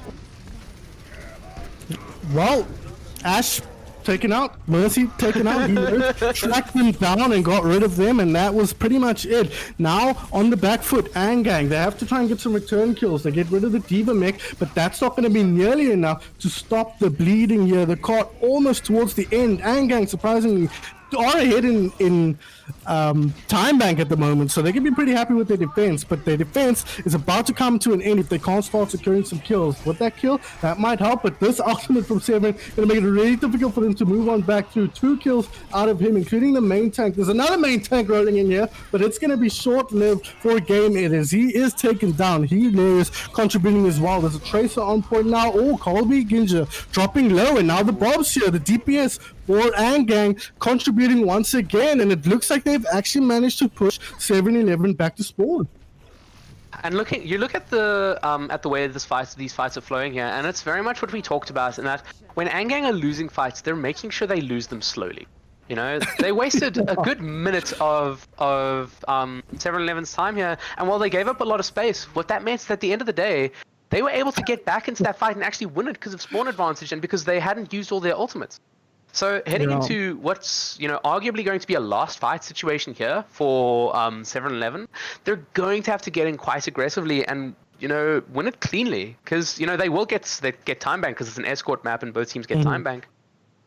But it's a situation where they've put themselves in a very difficult situation, both by losing their first fight so convincingly and starting their game so slowly, and by the way they lost too quickly on their defense. Sorry, damning with faint praise of everything. You guys are losing, but you're losing slowly, so that's good. But it's true. In Overwatch, that's a big deal. If you take 2 team fights and you lose both of them, but it happens in 4 minutes, you can still be pretty happy with that. If you win 5 team fights, but it takes you 4 minutes to do that, it's the same thing. The math checks out to be exactly the same. So it is a very interesting dynamic. It is Sevren, who has dropped out here. Seems to just have some internet issues. So unfortunately, it is just 11 currently, waiting for him to rejoin. But only 28 seconds left on the clock, right? Ultimates not looking great for Aang, not looking great for either team, in fact, but both supports almost at the LTs on the side of 7-11. So looking at this one, Blur, who do you think is favored? I think you really have to be looking at 7-11 coming in here and having a really strong initiation with the Valkyrie and the Nano Boost online. You're probably not going to see Sevren come back in and get straight back on the Genji, because I don't expect they're going to have enough time to build that ult. So he probably comes back on something like a Doomfist, which we've seen out of him so far in this, or maybe even an Ashe himself to just add some extra pressure, because he knows the team is going to push down the side of Aang really hard. So he's going to have a little bit of space to look for dynamite, look for picks. But between the Valkyrie, which is going to let them lead in really strongly, the Pharaoh, which has been a really oppressive presence from the side of Mito, and will probably get his ultimate in this fight as well after the opening couple of picks. Yeah. And the Nano Boost, which will probably lend strength to their basic engagement. We're probably looking at what will be a really clean engagement from them. On the side of Aang, you're looking at Visions to try and tick up that pulse bomb quite quickly. He's going to have to pressure out the side. Put a lot of pressure on the Ana of 7-11 and Asterisk, and trying to make sure he can't get that Nano Boost out. Trying to make sure he can get his pulse bomb up. Yeah. Because that would be a fight swinger. If he can land a pulse bomb on the side on Asterisk, that probably wins them this fight. Especially in the early to mid fights. If he can land a pulse bomb on the tanks, that probably means that they can't pressure down Aquatic, which means that they can put the pressure in this. Keep putting on the pressure in this game. Yeah. That said, though, Aquatic has now switched off the Ashe onto the McCree, so a little bit more room to play around, a little bit more self-defense in the form of that flashbang, sorry. But I think I agree with you. Sevren's probably going to come back in here, not on the Genji, but on the Doomfist. He loves playing that hero. And this seems like a pretty good situation for that. And Aquatic, the McCree is decent dealing with Doomfist, but not that great. And the other important thing to note is that he no longer has a Mercy as well. I'm going Hamza has switched onto that Lucio. So he's not quite the powerhouse that he would be on the Ashe when he's being backed up by I'm Hamza. So it's going to be interesting to see how this plays out. Yeah, I think it's going to be an interesting interaction to see how Aquatic does in that McCree. McCree's still not good against dive. It is worth being noted. He's very, very diveable. He has a flashbang, but when you're being dived by 3 things and there's a DM in your face, it means nothing. So... whether he can get value, I think, there's a little bit of extra raw damage from the rate of fire that McCree has and the fact that you're not going to be playing at very long ranges. And there is that possibility of a single pick with the stun and the right click with the stun and a headshot. But I don't think he's really going to be sustainable in the long fight if they still focus him down in the same way. Yeah, potentially not. We'll have to see. And Colby Genji, does switch on to that Doomfist like we suggested he might. Visions like you suggested he might. Looking for this Ana probably, looking for the flank, but... so far not able to find her or find anything. Needs to be careful, Colby Genji here, that he doesn't get domed by the Tracer, but it might be the Tracer needs to be careful. In fact, he's just getting zoned a little bit now.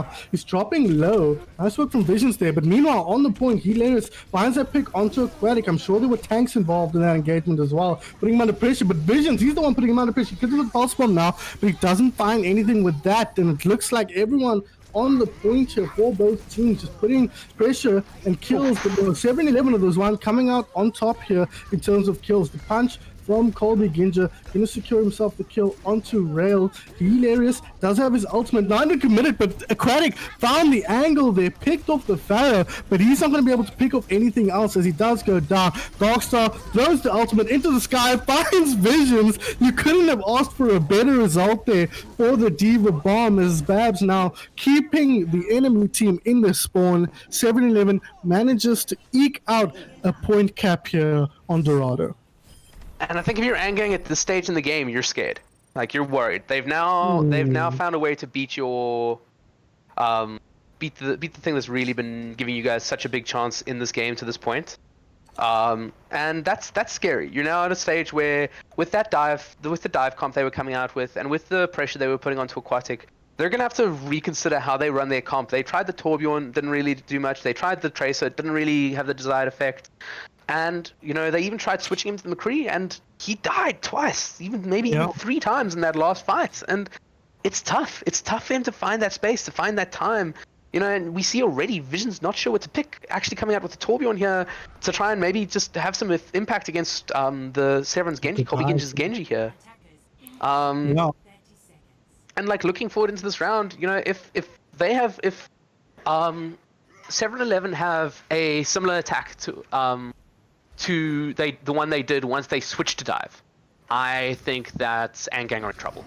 I think that, especially considering that when they come back on the defense here, they're going to be way more able to actually zone out Aquatic from the fights early on. You're looking at a situation that's they need to make this defense count, and they may need to make it count early. Yeah. They do have a much better time bank on the side of Aang, though, so that's something they have in their favor. But now the ball is in their court. They have to figure out how to counter what 7-11 is doing. That's the wonderful thing about Overwatch. One team looks so dominant, figures out what the other's doing, or rather gets figured out, and suddenly the other team is equally as dominant. So that's the interesting back and forth we've got going on here. And yeah, look how defensive they're playing on the side of Aang. So much space. Yeah. This is really good staging from...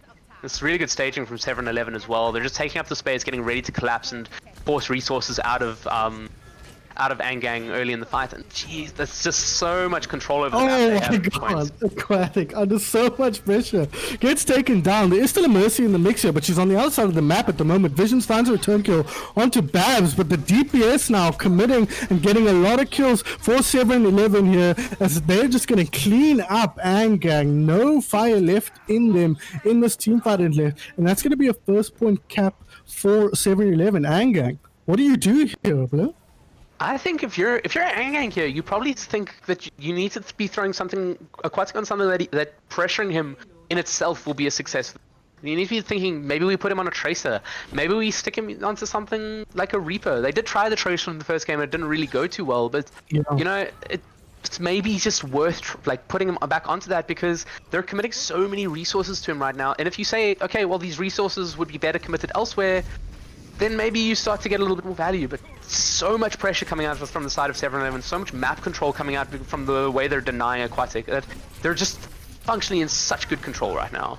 Absolutely. Now in the back line here, there's a Babs, but he hasn't located Aquatic yet, who's found himself quite a nice angle to work with here. That bomb finds Dobby, Hilarious finds Game here, so no tanks on the left on the side of Aang here. Colby Ginja commits his ultimate as well, the nano boost on him, so a lot committed in this team fight for 7-11, but it's going to secure them a team fight win, and this might be a couple of very late deaths here on the side of Aang. Yeah, Aquatic dropping right at the end. I'm going Hamza as well, going to be cleaned up by Colby Ginja. So again, Aang on the back foot. And that's really good play there. And you're seeing the functional issue that's coming in from Aquatic being pressured is that he's backing up and he's backing up and he's backing up. And that actually puts him in a situation where he's safe for most of the fight. He gets killed and then he dies so late here. Yeah. Yeah, absolutely. Ooh, Justice reigns from above here. Finds a couple, finds 3, I think, at the end of that. In 7-11, unstoppable momentum here on their second attack. They clean up. Aquatic is still somewhere, but again, like you say, having to play from so far back that now he's going to die very late and buy even more space for 7-11 here if he's not careful. Babs, he wants him. He wants Aquatic so bad, but he's not going to overcommit. A good discipline from the main tank player for 7-11. And Aang once again on the back foot. And now Vision swapping onto Reaper, he's he's hard committing to shutting down this dive that's threatening his hit scan DPS so much. But the Torb wasn't doing the job, and now I'm not sure the Reaper is going to be able to do the job because of how much he has to roam to actually make it happen. And again, Aquatic dying so early when he's not in a safe position that they're not able to do anything to keep the resources for him. He's getting res though, so might have bought enough space here on the side of Aang to bring Aquatic back up to fighting shape and help him get the kills he needs to. Visions finds the thing he was looking for. He counters Babs out and gets that kill. He's dropping low though and he gets taken down. There's an ultimate committed here. It's a nano on the Pharah, but it's the Genji doing the work. He's taken down though, Sevren, and Aquatic is still looking pretty healthy here, and he's backed up by the Mercy once again. So this is the position you want to be in if you're Aang, and can they find the kills with Aquatic space? He gets the headshot, he doesn't get the follow-up, he throws the bomb on through, but it's not getting the value it needs to. It finds Asterisk though, and now the Diva Mech goes down, so maybe I spoke too soon here. That bomb might have been exactly what Aang needed to secure themselves a team fight victory. That Death Blossom gonna clean up the remnants of 7-11 on the point and gonna secure themselves a third point defense, but they've got a lot of work to do on their attack now. Yeah, I mean, we talked about Aang giving themselves the win condition by putting their having a sense of where they needed to defend until on Hollywood, and it's the same situation for 7-11 here, except theirs is just that much further. It's nearly at the end of the map, and if you're looking at a team that started with a minute's worth of time bank and pushed the rest in overtime, that is an incredible push. That is a push that you're looking at Aang and you're maybe starting to think, what do we do for next map instead? Obviously you're trying to still win it, but you're thinking maybe it's just not viable, especially if they're zoning out Aquatic early in the fight and Hilarious is able to get pressure up from the sky. Like, Aquatic's the only thing that's really able to pressure out Hilarious, and that it's kind of a two-pronged win condition. The win condition is Aquatic's been such a present force for Aang in this fight, but if Aquatic's not in the fight, Hilarious has no contest. He could just hover over them and spam them down, and even when their dive wasn't necessarily the most functional thing, the removal of Aquatic in that fight just meant that he was able to just win the fight, even if they were at a disadvantage. And going into this one, Vision's keeping on that Reaper, but from the side of 7-11, they're not changing anything. They're happy with how this is set out. You can't argue with that, right? The results have been perfect so far, and let's see if they can still get the value they need to. Aquatic still on this Ash, so they've committed so hard to making Aquatic work, and it worked so well on the previous map. Vision's taking a nap somewhere. He's going to be able to move out here with the Wraith form, but struggling to get set up. We spoke about staging Blur on the previous team fight, and 7-11 doing such a good job of that, and it looks like that's going to continue now into the defense. Ooh, as I said, that drops down. Colby Ginja gets the return kill. So he finds another one onto Visions here. Gamehead on the Sarissa. Not able to keep his team alive. That's not how the Sarissa works. And he's just kind of now all by himself, being isolated a little bit. But this fight, again, the fight being drawn out like this, really does favor the defense, Blur. Yeah, I mean, that's exactly what we said about Aang, is that when they lost slowly. And in a situation here, it's not even that 7-11 are losing. They lost a Diva Mech, but they got it back. But they're controlling the map in such a way that look how defensively Aquatic has to play. He's sitting on their backline. He's doing nothing.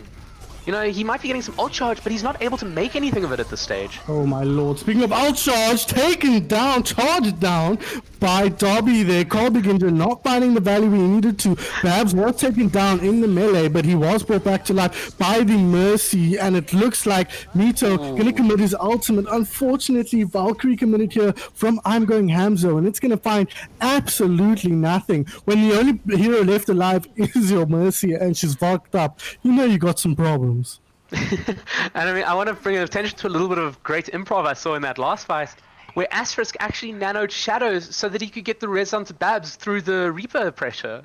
And that gave them a little bit more presence on point, a little bit of more space creation, having their tank in that fight. And coming into this fight now, with the 30 seconds left, a last fight, and lots of ults online, you're really looking at 7-11 in a position of favor. That looked like a pretty good Diva Bomb from Darkstar, but it actually ended up finding nothing, and its kills going the other direction. One for one team, two for the other, but and Gang now picking up their third, make them the fourth. Visions with the kind of cone of influence around him that nobody can break through. He's putting in a lot of damage on the point now, and he's going to secure the momentum here for Aang Gang. But it is overtime now. All it takes is one team fight for 7-Eleven to secure themselves the win on Dorado. Yeah, it's one team fight, and Aang Gang have no ults online. Whereas on the side of 7-Eleven, you're seeing a Barrage might be coming online, a Blade might come online in this fight if it goes on for long enough. They have the Primal online, so they can waste that time. So there's a good opportunity for them to come into this fight and really, really show a lot of impact here. And considering how much of the map's left to be pushed here, if you're Aang Gang, everything has to be perfect now. No mistakes. Everything has to be absolutely perfect, and this is a good start though. Well, 7-Eleven getting aggressive on the backline. All point, dropping low almost to C9 there. Something else they need to be careful of, and there's a Mito in the sky with his ultimate. He finds both tanks here. Aang Gang now firmly on the back foot. Colby Ginja with his ultimate, just gonna try and clean up the remnants of the red squad. The res does come through onto Visions, but it's just him. Aquatic is somewhere on the McCree. He swapped when we weren't looking and managed to build up his ulti, but I don't think he's gonna find anything more. Visions gets taken down, and 7-Eleven with a dominant performance on Dorado gonna take things up to 2-1. And I think, you know, that little bit of commentary you had at the end, Aquatic is somewhere, sums up this game completely. We went from Aquatic being absolutely dominant and absolutely, you know, this is from the first attack, absolutely, you know, going on these wild flanks and pressuring them from these strange positions and, you know, being such a thorn in their side all game, to you don't even know where he is anymore because he's being pressured out so much. Such a non-factor toward the end of this, yeah. And that's, you know, at the end of this game, like, it's just the way that 7-Eleven have adapted their playstyle and adapted what they're strong at and adapted how they want to fight to absolutely shut down what they were really struggling with. They were really struggling with Aquatic, and Aquatic, despite all that, still ending with 44% of the team's damage. Now they're coming forward into the next game. They know how to shut him down. They know what they're going to want to do, and it's up to Visions, up to Gamehead, up to Dobby to try and counter this, up to, like, to try and swing this in their favor, because they can't really commit more resources into Aquatic, so, you know, maybe we need to start focusing our team fight a little bit differently. We saw a little bit of that towards the end, Visions contributing quite nicely on the Reaper, but I agree, you know, you have to kind of move things around here in terms of where you're putting all your resources, and Aang Gang now on the back foot. So you gave us a kind of sense of how you think Aang Gang should respond to what 7-Eleven are doing, but is that it? Is it just about shutting down the dive and making sure they don't have the space to move? Was there anything else Seven or Aang Gang can do to help? You know, is it about taking resources away from Aquatic and putting them somewhere else, or do you put more resources into Aquatic to make sure he gets the value? I think you have to shift up the strategy. Your resource has been, your strategy to this point has been very much to have a core bunker that's very difficult to really challenge, right? And then while the enemy team is trying and poke at that bunker, trying to find a way into that kind of space, as the Mercy Ash split, you've been able to really have a lot of time to do damage. That strategy really isn't working anymore. So maybe you need to still lean on your DPS, because the DPS are, for all intents and purposes, what you would consider to be the strongest parts of this team. They have the strength of 2 incredibly high-ranked DPS to try and, like, really swing it out. But lean on the resources on the ground and maybe say, okay, let's just, you know, they're diving us, let's lean into a May Reaper. Let's play all together on point. And when they dive us, they just suffer. Or let's lean into a Maycree on point and all play together. Because as much as the Pharah is still going to be a present threat, still going to be something dangerous, it's less dangerous than having your hit scan be completely anonymous for the last stage of the game, because he's just been pressured out so much. Yeah, anonymous is really a good way of putting it. So that makes a lot of sense. Just kind of bring it all in, play as a strong unit, and force either 7-Eleven to play an incredible dive where they kind of peel off parts of that strong core lineup and get the picks they need to, or force them to switch back onto something that they looked not nearly as good on. So interesting to see if they can force 7-Eleven into a kind of uncomfortable position. But we are going to be moving over to Hanamura here. So based on what we've seen in these last 3 maps, who do you think is favored on this point? It's difficult to say because it depends very much on how this first defense goes. I think if Sevren 11 are able to really stop Aquatic entering this first point constructively, because they can run that Pharaoh on this first point here, they can run that dive on this first point here, or a bunker. But I think if they're able to really stop him entering and stop the team really being able to take space, I think they win this quite easily. But I think if it gets onto the second point, and if it gets onto a point where you're heading to overtimes, heading to time banks, then maybe it starts to tend towards Aang, especially with how claustrophobic that second point is and how difficult it is to engage with the dive in there. You're looking at a position where if Aang decide to play what they've been playing, they probably have a really good chance on second point.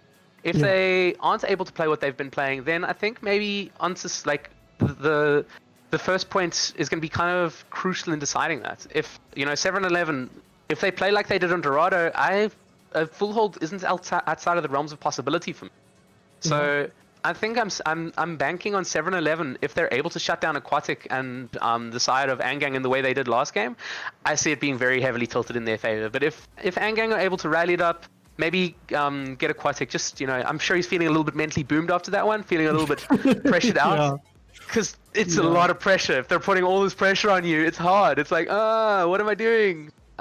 Going forward here, if he can get that just mental reset, if he can just like null this, you're 0-0 reset. It's the first game in this.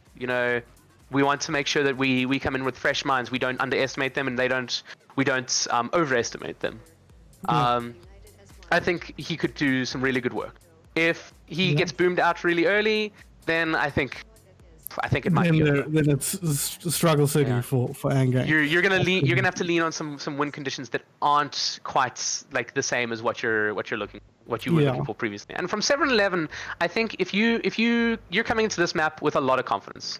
You're coming into confident that you know what your team is doing. You know what your team will be best suited to perform at in this map. So it's about finding that value and finding that kind of consistency now going into what could effectively be the last map for you. Yeah, match point here for 7-11. They take this one, they take a series, and it's been a good series so far. Both teams have had periods of dominance. It's not something you always see. But both teams' dominance have been very much in line with what we were expecting, in the sense that the team with the more balanced, who are more balanced in terms of SR, been leaning on teamwork a lot more than the team who are more top heavy in their DPS. We've been seeing the one team relying on their DPS carry, the other team relying on their tanks and their DPS working together well. So fascinating to see how that unfolds over the course of this whole tournament, and the other teams are going to be seeing. So should be a lot of fun. Compositions though, what are we looking at here, Blur? We're looking at the side of 7-11 tending back to that brawl that did them so well on Lijiang Tower, but really struggled on Dorado and on Hollywood. And from the side of on the side of Aang, you're seeing them tend towards a composition which is going to put Visions in a far wider position. It's got that on that Tracer. Yeah. But functionally, besides that, everything's very similar. But with that Tracer pushing in a little bit more aggressively, pushing into a position that he can also threaten their backline, just a little bit of extra flexibility is pretty good there. On the side of 7-11, however, the Torpion is going to be very much trying to track that. Oh, Aquatic moves onto the high ground there. Does get hit by the Dynamite. Both the Mercy and the Ash dropping low, and in fact the Mercy just going to take down, not getting the healing he needed from Rail. Colby injured this time on the Ash, putting in all the work, finding all the kills he needs to, but Asterix was taken down, so they are going to have to commit the res there. That means that if the team fight happens very soon and Colby gets taken down, he's not going to have the res available to bring him back up to full fighting shape. Yeah, that said though, that is a good way to push back a first fight. Vision's 48% to that ult, but everyone else struggling a little bit. Maybe Hamzo, probably the one you saying is probably getting good value out of these team fights. But on the side of 7-11, Colby Ginja on that high ground, playing the Ashe, getting really good entry denial on that Ashe there, and forcing her to play very defensive positions. And the tanks like Babs and Darks are playing very smart positions, which are making it difficult for the tanks of Aang to engage back at them.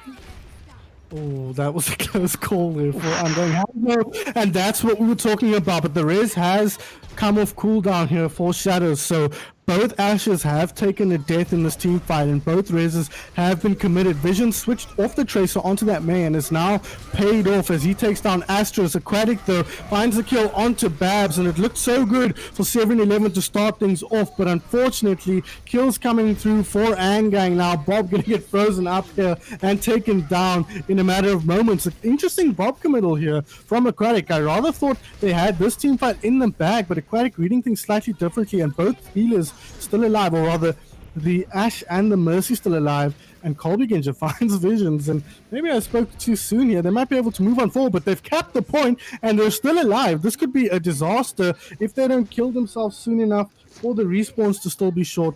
It looks like they're going to do that. Yeah, they're going to If hit this those 3 was seconds. 2017 Blur, that would have been a disaster.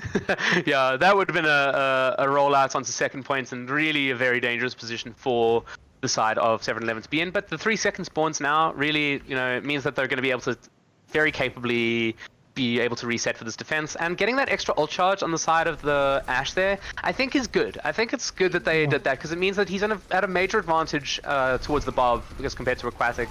And with the Earth Shatter, with the Nano Boost that's now come out, and the multiple, they're at a good advantage. That was a big one. Sorry, Blair. That Shadow Nano Boost combo, he moves past the shield and hits everyone. Darkstar coming up big for 7-11 there. And that's a nice situation for 7-11 to be in there, because that's right as the Valkyrie was committed as well. But if you're looking at Aang now, lots of ults coming back their way.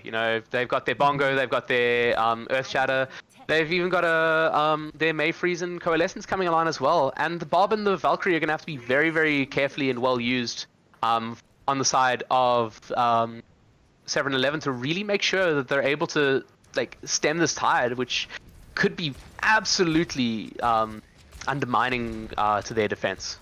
Yeah, absolutely could. They're under a lot of pressure here. Aang do have both tank ultis up here and a Blizzard to boot, as Visions just gets that now. Aquatic finds a kill onto Hilarious. That's a pretty good start for them. Babs, though, commits his ultimate and gets the kill onto Rails. So healing a little bit limited, and Darkstar, with the courtesy of that Graviton Surge, charges up his next ulti and secures another Shadow onto Aang. Great play from Darkstar there. Yeah, really, really nice play there. They got both the May ult and the Supercharger out, and actually the Coalescence, which is really, really high value ults. If you maybe accept the Coalescence, but which is quite disposable. And coming into this fight now, they're now hard committing to taking Mito out of the sky here. They know he's putting in a lot of damage, and that's giving his team enough time to find the Grav, find the Shadow, find the way to shut down these ults. And they're now hard committing to taking him out of the fight. Actually, I'm wrong. That's hilarious. Immediately reading that and switching to a Doomfist himself. So, we're seeing more entry denial from the side of 7-11. Oh, Bob's committed here. They're just going to take each other out. It's Bob on Bob action there. Just off screen on the left. If you look there, you can see them shooting each other exclusively. Oh, Colby Ginger decides he's going to secure his Bob the win there. So 1-0 to Colby Ginger's Bob in that battle. He is a little bit uncontested here on the high ground, has to be said. They are moving forward towards the point, and Hilarious is on this Doomfist now, so he might be able to find an angle. He's just going to go straight in towards the Rhino. Somehow misses that. Looks like it went straight through him. Ooh. But I don't know what I'm talking about. Visions finds the kill onto Asterix. Kills going both ways here, but you'd rather have to think that favors the defense. There is a res on point. Hilarious back up to fighting shape. He's going to put the pressure now on the tanks on that Doomfist, but you'd have to think Aang gonna have to back out here. They've lost so many, and the respawn is so short for 7-11. They're just gonna clean things up slowly. And we spoke about Aang taking long to lose fights, and in this case, that's actually a problem, Blur. Yeah, when you're playing with 2 CP points and you either have to win a fight very quickly or you lose it, losing a fight slowly just isn't an option. It's the absolute worst possible scenario for you, and especially if you're committing to think you might be able to retain that, might be able to swing it a little bit. The fact that they didn't even get a tick out of that, that's absolutely shocking. And they're not going to be in a good position to come into this last fight. Coming into a Nano, coming into a Valkyrie, and probably a Bob and a Meteor Strike as well. Oh, especially if he's hitting dynamites like that. He's going to charge that bomb super quick. There it is, in fact. He might just chuck that one up now. Secure. Oh, he dropped down, though. And Aquatic now space onto Shadows. He finds that kill. Great work from him. Commits a bob of his own onto Pote now. Now both bobs once again on the point, putting in the damage. Darkstar finds the kills, but it's mostly red in the kill feed. But have Aang done enough here to secure themselves the second point of Hunter Moore? Respawns coming in. That res was ill-fated to say the least. Shadows taken down, but now the Huns, or Healer, sorry, on the Doomfist back in the fight. He has his ultimate. That's going to buy a little bit more time for his team to come in, and the respawns are coming in. Darkstar finds that kill onto Gamehead, so we might be looking at a stabilization here from the team in blue, but maybe I spoke too soon as Hilarious is taken down. But we have to remember Aquatic on that high ground, not being dealt with. He picks up his third. He's totally uncontested. Babs needs to get on top of him, but Babs is taken down, and then another Bob committed here by the Ash player. Aquatic putting in the work. Now is Bob cleaning up visions as well on the high ground, and this double hit scan composition doing such good work. Darkstar manages to dodge the shadow out, but it's not going to be enough. And in the depths of overtime, Aang managed to secure themselves a second point cap. I think, it's good that Aang were actually able to secure that in the end. But I think if you're sitting on the side of 7-11 here, you're not unhappy with that. You think, as long as we get this with more than a minute, we put ourselves in a good position to really, give ourselves an opportunity to win this game. And win this match. They will be happy, and I think coming into the first point here, I expect coming into the first point here, if they play something similar to what they did on Dorado, that really aggressive dive engagement, that really aggressive dive shutdown, and they try and shut down Aquatic right off the bat, I'm expecting we'll see a very quick first point take and a second point fight. But if they're able to, if Aang are able to slow this down a little bit, get the value out of Visions playing the Soldier 76, which he did to really good effect there, forced Mito off the hero that he's been having such a massive impact on this entire game. You maybe start to look at this and start to see the fights tending towards tending towards Aang, tending towards, if they get to second point, it's even harder. But yeah, it's all about the space control here. We didn't see any dive coming out of 7-11, and now they are running at that now, and that is what Aang was having such a huge issue with. So they might be looking a little bit better for 7-11 on this point. Yeah, and you can see Aquatic initially setting up with this very wide angle. I'm not sure we'll see him stay on this wide angle once he sees the Winston and Diva coming back for him again. Yeah, you might regret this very quickly. In fact, he's gonna back out straight away once he gets a sense of what their composition and moves behind the ball here on the point. They're looking for him. They just straight away dive. Ooh, that was a nice halt, actually, making Babs stay on the ground where they can deal with him. He's dropping low and he is taken down. Really nice play from Gamehead. They're catching the Winston with that halt. That says they still have to weather the storm here. Aquatic taken down. I'm going Hamza. The follow-up is there. Sevren taking matters into his own hands as he gets rid of the carry, and the carries back up as the charge comes through here, and there is still Mito as well, so there's a lot. What are you? Okay, that was weird, but he knew what he was doing. He's played the game before, and it looks like he's just going to put the pressure now onto the shields on point, finding a nice angle now around the shields, putting the Moira under pressure, putting the Orisa under pressure, and the remake here from Darkstar is going to seal the deal. 7-11 secure themselves a quick teamfight win on first point. And I think if you're sitting on the side of Aang here, you're just thinking, how many shields do we need? There's just not enough shields in the entire game to block the amount of angles that 7-11 were able to take up in the early stage of their fight. And it's really, really well played from them to actually get that complete control of the space. That's something we've said a few times now, that their staging and their control of space has been really, really good and really taken a lot of the impetus away from Aang and being able to take fights. Oh, again, the jump interrupted there by the halt. The point is being capped, so yeah, the Brigitte are going to have to drop down here onto point, make sure there isn't a free ticks given away, but they now have given up their high ground space. Aquatic has switched onto the Tracer. What was that? He gets rid of the Pharaoh in the sky. That's not how that dynamic is supposed to work. Cole begins to gets rid of Visions on the high ground as well, so both teams short a DPS, but yeah, the attacking team going to move back here. They don't like the situation as it stands at the moment. Aquatic just showing Mito that he's not safe. He might be no longer be on the Ash, but Mito, you're not safe. We're not done here. Oh, man. Darkstar getting demech very late in that fight though means that they're gonna have a little bit of a difficult situation re-engaging this fight. You know, they're gonna have to try and get that mech back before they're able to engage, and it's a little bit of a dicey one at this stage. Do we die and reset? But we've wasted so much time, or do we try and grind out this last few percent? And it seems that they're doing that. But coming into these next fights here, the Brig is making this team really difficult to dive on the side of Aang, and you know, the Tracer very hard to dive, the Soldier very hard to dive. So they now seem to be finding a little bit of a way around here. Ooh, that Nano Blade not finding that much though. He kind of got booped back into an awkward position. He's dropping low, but he isn't taken down, and he does find the kill. A lot of blue in the kill feed on the right side, the left side, but the correct side of the kill feed here. And now they start cleaning things up nicely. That ultimate from Mito might be exactly what they need to secure the team fight win. We're gonna have to look towards a lot of brawl coming up, but they don't even get anyone on the point. They stuff the doors up perfectly on the side of 7-11. And with 3 minutes and 43 seconds on the clock, Blur, I think I know who I'm putting my money on here. Yeah, I think you're hedging this a little. I don't know. I think it's a draw still in the works here. But I think if you're looking for a draw for Aang here, it again has to be perfect. And I think if you're looking at the way their first point unraveled, they have to play so aggressively here. They have to put their tanks at the choke, give Aquatic more time, give the team more time to set up and just be able to play against this, because you're not going to see this working, I don't think, if they're if you're able to take that space. And Asterisk just begging Aang for that win. Yeah. If Asterisk Shout out to Asterisk's girlfriend. shout out to Asterisk's girlfriend who's apparently watching this game. We appreciate the view. We're happy to see you here. And you know, your boyfriend's playing super well this game. His team's winning. Maybe.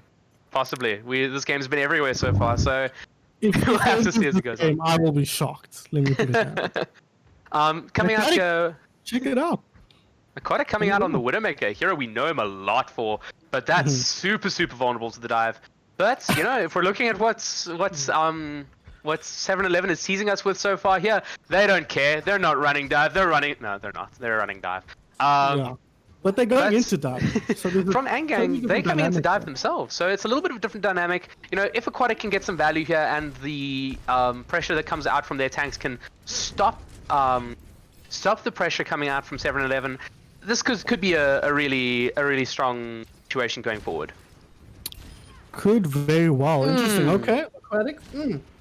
Signing himself up there for a sweet headshot onto Hilarious, but he is brought back up to fighting shape there by Shadows in the Resurrection. That's a big anti-heal on the point, but Aquatic, oh my lord, taking matters into his own hands. He knows what his job is, and he's going to do it perfectly. Whether he can do anything else remains to be seen, but the team is doing a really good job of making sure he's not under too much pressure. As I say that though, Colby Ginja finds a kill onto Darby and then onto Aquatic, but Aquatic with the cheeky mind kill, but it's not going to be enough. And remember, 7-11 just has to get a first one cap here. They don't need anything else, and they'll win the match.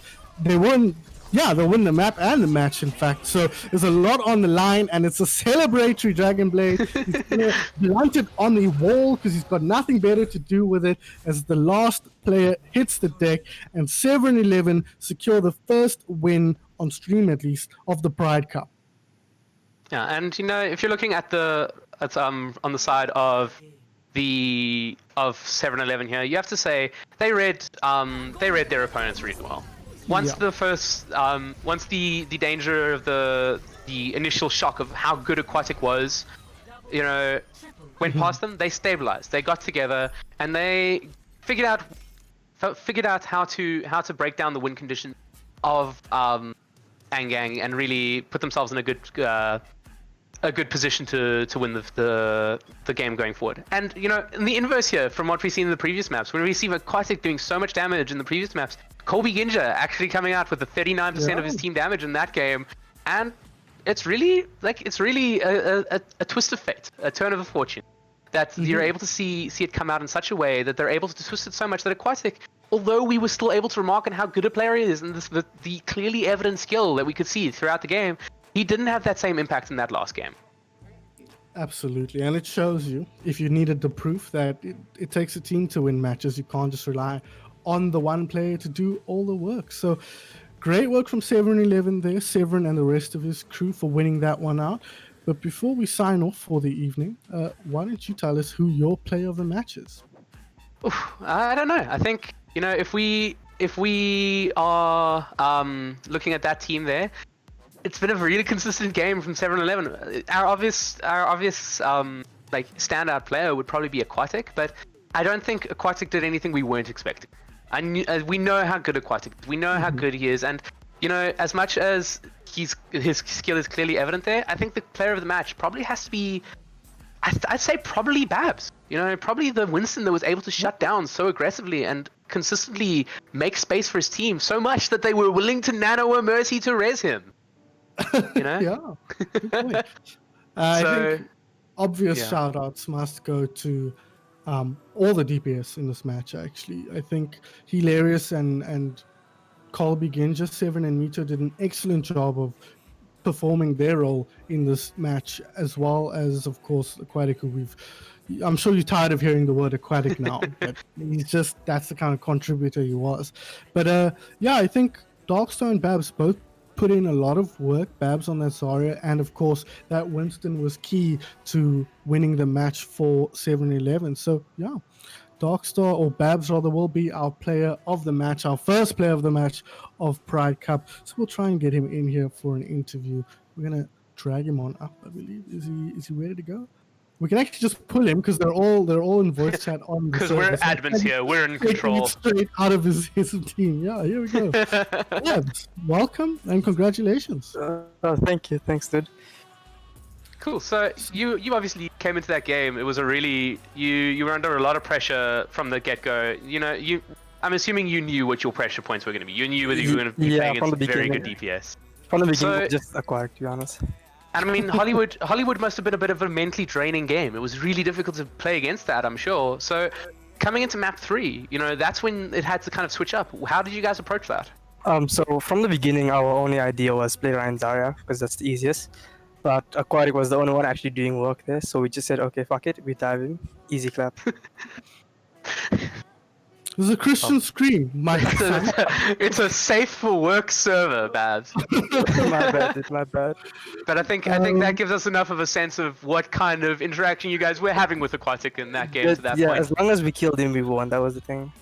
Okay, yeah, that show it exactly like that. You guys put so much pressure on him, on Dorado especially. So let's talk a little bit before you guys even got here today about your preparation and stuff. I know some teams have been putting in just a modicum of practice, a little bit of preparation. How much work have you guys put in before this, or did you just kind of show up on the day and do your best?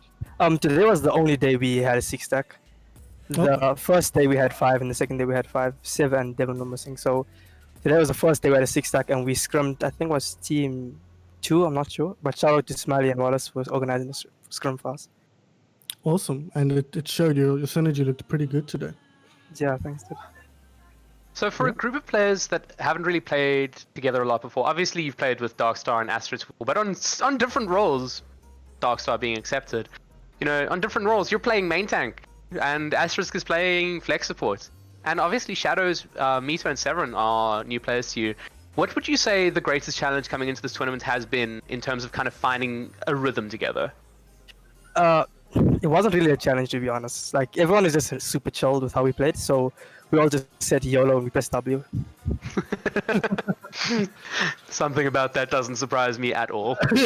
Yeah, you can't argue with the results either, so far at least. And speaking of results, looking forward, you've got a kind of at least a basic sense of what the other squads look like. Is there any team, based on the players, that you're really looking forward to playing, or that you're really not looking forward to playing? Team 1 is a big no-no because like they have the gods of hitscan on their team. I don't think there's any team besides that we're really scared of, to be honest. Hold on, I want to check who's on team 1, so we can. It's the 9 and not the team. Okay, yeah. It's got Shimano only, Kit Kat, Nine, not Ugly Boy, Adam, and Bubbles. So a lot of well-known players on that team actually. It's basic, yeah. I'd say if you're looking at that, you're looking at a very similar look of this. You know, of some really strong hit scan players and a little bit more balance because the SR difference is less between those players. Yeah, So, Absolutely. I mean, given your results today, I'm sure you have a little bit of a better sense of how to deal with hitscan players like that. Coming onto that dive though, you said you guys came into Brawl because it was the easiest to Yeah. play.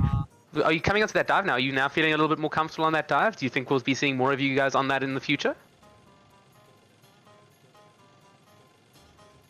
Perhaps. Perhaps. Oh, Oh, Probably did like sorry about that. Probably no worries. the calls from my off tank were really good, and like the support from the DPS and the supports actually. So the dive is actually kind of easy, to be honest. So we'll probably be playing a lot more of that. yeah, it makes a lot of sense playing into teams who are also struggling synergistically. It can be very hard to deal with the dive. So I think that brings us to the end of proceedings today. Well played to Sevren11 and our man of the match and captain of the team, I believe, perhaps. Oh, you Isn't no Severn's captain of their actually the team? captain, dude. Sevren, He puts everything on I me. mean, Though. it's like- Change that. he makes you do all the heavy He's lifting, yeah. the captain in everything but name. We've established. Yeah. Well played to 7-Eleven and unofficial captain Babs for taking that one away from Aang gang. We will only see you again if you make it to the semi-finals, so you better do that so we can see more of your excellent dive. But before we sign off, let's hear from you. Where can we find you on the internet, Babs? Twitter at Bob767, Instagram _.x, Bao_.x, and that's it. Thanks, dude. Awesome. Thanks so much for joining us. You know, I keep having to remind myself that there's no Twitter account for any of these teams. So I'm like, what is the Twitter account for 7-Eleven again? No, these teams don't exist. So we'll be able to follow them there. So we'll jump over to you, Blur. Where can we find you on the internet? You can find me on Twitter at blur_RSA. Awesome, man. We'll be seeing a lot more of you over the course of this weekend. My name has been Sun Phoenix, of course, at Sun Phoenix, SUNPHEONYX. You can follow me on Twitter, and it's pretty much the only place. The Peach today, who's done all of our graphics and done a lot of the admin and prep for this tournament, and also is producing. He's really just putting in so much effort. Thanks to him, and follow him at the Peach today on Twitch and on Twitter, I believe. Give him a like, give him a follow for all the hard work he puts in. Shout out to Emily as well at Space Panda. Space Pand M on Twitter. On Twitter. Give her a follow as well. She's been putting in a lot of the heavy lifting for the administration of this tournament, making sure all the subs are available and all the preparation as well. Big shout out to those guys. Of course, you can follow at ZA Overwatch on Twitter and join the COWSA Discord channel for all your local Overwatch action. We don't just put on these kind of tournaments. We cover like tournaments with real teams as well. And with local tournament organizers, RMG is a big one. We're doing the 80k Overwatch tournament as well. So if you want to get involved in any local Overwatch action, that's the place to do it. You can tune in this weekend. There's a lot of Pride Cup action tomorrow. From 12 o'clock tomorrow, we have our first match, I believe, and that'll be round 2 of the group stage, and we'll continue until round 5. We're covering every team except one, unfortunately. That's just how things unfold. So they better get to the semis. Exactly. Hopefully they make it to semifinals, so we get to have a look at them. I don't know which team it is. I think it's team. I won't spoil that. They can figure it out. I think it's Team 7. Don't worry about it. Hope they'll make it to semis, and we'll get to have a look at them. But if you want to just tune in tomorrow, all the way up until I think around 8 o'clock.